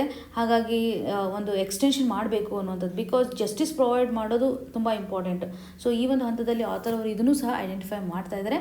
ಇಲ್ಲಿರುವಂಥ ಒಂದು ಟರ್ಮಿನಾಲಜೀಸ್ನಲ್ಲಿ ಬದಲಾವಣೆ ಮಾಡಬೇಕು ಅಂತ. ಪೋಷ್ ಇವಾಗ ಜನರಲಿ ಒಂದು ಸಾಫ್ಟ್ ಲ್ಯಾಂಗ್ವೇಜಸನ್ನು ಯೂಸ್ ಮಾಡುತ್ತೆ ಅನ್ನುವಂಥದ್ದಾಗಲಿ. ಫಾರ್ ಎಕ್ಸಾಂಪಲ್ ಇವಾಗ ನೋಡಿ, ಅಕ್ಯೂಸ್ಡ್ ಅನ್ನುವಂಥ ವರ್ಡನ್ನು ಯೂಸ್ ಮಾಡಬೇಕು. ಕೇವಲ ಒಂದು ರೆಸ್ಪಾಂಡೆಂಟ್ ಅಂತಕ್ಕಂಥ ವರ್ಡನ್ನು ಯೂಸ್ ಮಾಡ್ತಾರೆ. ಇಲ್ಲಿ ಅಕ್ಯೂಸ್ಡ್ ಅಂತಕ್ಕಂಥ ಒಂದು ವರ್ಡನ್ನು ಯೂಸ್ ಮಾಡಿದರೆ ಒಂದು ಸೀರಿಯಸ್ನೆಸ್ಸನ್ನು ತರಿಸುತ್ತೆ. ಇದು ಆ್ಯಕ್ಚುಲಿ ಲ್ಯಾಂಗ್ವೇಜನ್ನೇ ಬದಲಾವಣೆ ಮಾಡೋದ್ರಿಂದ ಪಬ್ಲಿಕಲ್ಲಿ ಒಂದು ಸೀರಿಯಸ್ನೆಸ್ಸನ್ನು ತರಿಸುತ್ತೆ. ಇವರು ಅಕ್ಯೂಸ್ಡ್ ಇದ್ದಾರಾ ಅನ್ನುವಂಥದ್ದು. ಸೊ ಕೇವಲ ಇಲ್ಲಿ ರೆಸ್ಪಾಂಡೆಂಟ್ ಅಂತಕ್ಕಂಥ ಒಂದು ಲ್ಯಾಂಗ್ವೇಜನ್ನು ಯೂಸ್ ಮಾಡ್ತಾ ಇದ್ದಾರೆ, ವರ್ಡನ್ನು ಯೂಸ್ ಮಾಡ್ತಾ ಇದ್ದಾರೆ ಅಂತಲೇ ನೋಡ್ಬೋದು. ಸೊ ಇದರ ಆಧಾರದ ಮೇಲೆ ನಾವು ನೋಡುವಂಥದ್ದಾದರೆ ಪರ್ಟಿಕ್ಯುಲರ್ಲಿ ಇವಾಗ ಇಂಟರ್ನಲ್ ಕಂಪ್ಲೇಂಟ್ ಕಮಿಟಿ ಏನಿರುತ್ತಲ್ಲ, ಕೆಲವೊಂದಿಷ್ಟು ಕಂಪ್ಲೇಂಟ್ಸ್ಗಳನ್ನು ಡಿಸ್ಮಿಸ್ ಮಾಡುತ್ತೆ. ಬಿಕಾಸ್ ಎವಿಡೆನ್ಸ್ಗಳಿಲ್ಲ, ಅಥವಾ ಪ್ಯಾಟರ್ನನ್ನು ಅಬ್ಸರ್ವ್ ಮಾಡುವಂಥ ಸಂದರ್ಭದಲ್ಲಿ, ಅಥವಾ ಹರಾಸ್ಮೆಂಟ್ ಯಾವ ರೀತಿಯಾಗಿರುತ್ತೆ ಅಂತ ನೋಡಿದಾಗ ಅವರು ಸರಿಯಾಗಿ ಒಂದು ಚೇಂಜಸನ್ನು ಅನಲೈಸ್ ಮಾಡೋದಿಲ್ಲ. ಬಿಕಾಸ್ ಆ್ಯಕ್ಟಲ್ಲಿ ಸರಿಯಾಗಿ ಒಂದು ಫೀಡ್ಬ್ಯಾಕ್ ಮೆಕ್ಯಾನಿಸಮ್ ಆಗಿರ್ಬೋದು, ಬಿಹೇವಿಯರಲ್ ಪ್ಯಾಟರ್ನ್ ಏನಿದೆ ಅಂತ ಮಾಡ್ಕೊಳ್ಳಿಕ್ಕೆ ಒಂದು ಟೆಸ್ಟಿಮನಿಗೆ ಸಂಬಂಧಪಟ್ಟಂತೆ ಪ್ರಾಪರ್ ಪ್ರೊವಿಷನ್ಸನ್ನು ಇಲ್ಲಿ ಕೊಡ್ತಾ ಇಲ್ಲ ಅಂತ.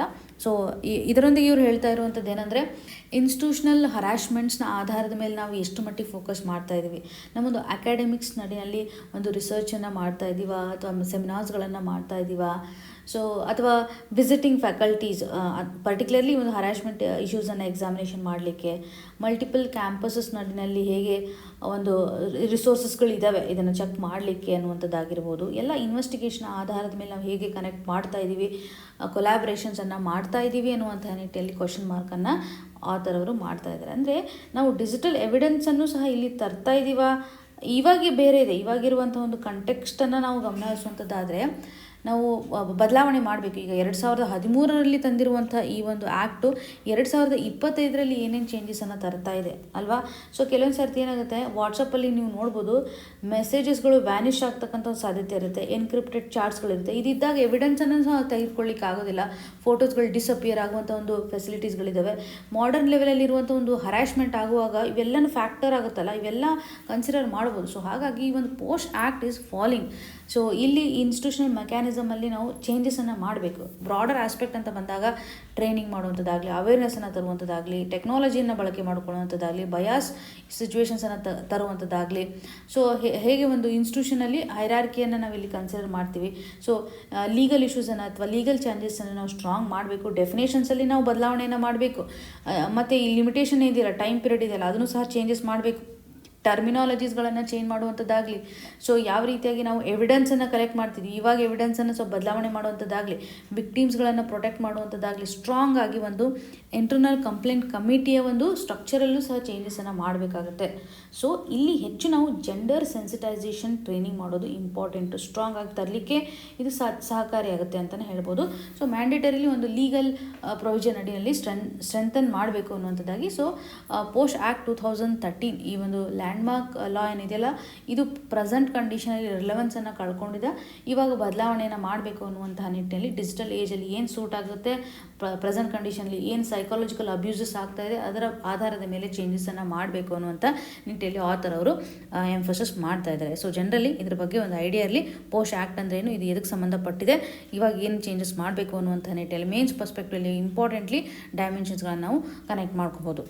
ಇವತ್ತಿನ question of the day section ನಡಿನಲ್ಲಿ Assam prohibition of polygamy bill 2025 ನಡಿನಲ್ಲಿ ಯಾವ ರೀತಿಯಾದಂಥ ಎಕ್ಸೆಪ್ಷನ್ಸನ್ನು ಕೊಟ್ಟಿದ್ದಾರೆ, ಎಲ್ಲಿ ಅಪ್ಲೈ ಆಗೋದಿಲ್ಲ ಅನ್ನೋದ್ರ ಬಗ್ಗೆ ಇಲ್ಲಿ ಸ್ಟೇಟ್ಮೆಂಟ್ಸನ್ನು ಕೊಡಲಾಗಿದೆ. 4 ಆಪ್ಷನ್ಸ್ ಇದೆ. ಸರಿಯಾದ ಒಂದು ಉತ್ತರವನ್ನು ಚೂಸ್ ಮಾಡೋದ್ರ ಮುಖಾಂತರ ಕಮೆಂಟ್ ಸೆಕ್ಷನಲ್ಲಿ ಮೆನ್ಷನ್ ಮಾಡಿ ಅಂತ ಹೇಳ್ತಾ ಆಲ್ ದ ವೆರಿ ಬೆಸ್ಟ್. ಧನ್ಯವಾದಗಳು.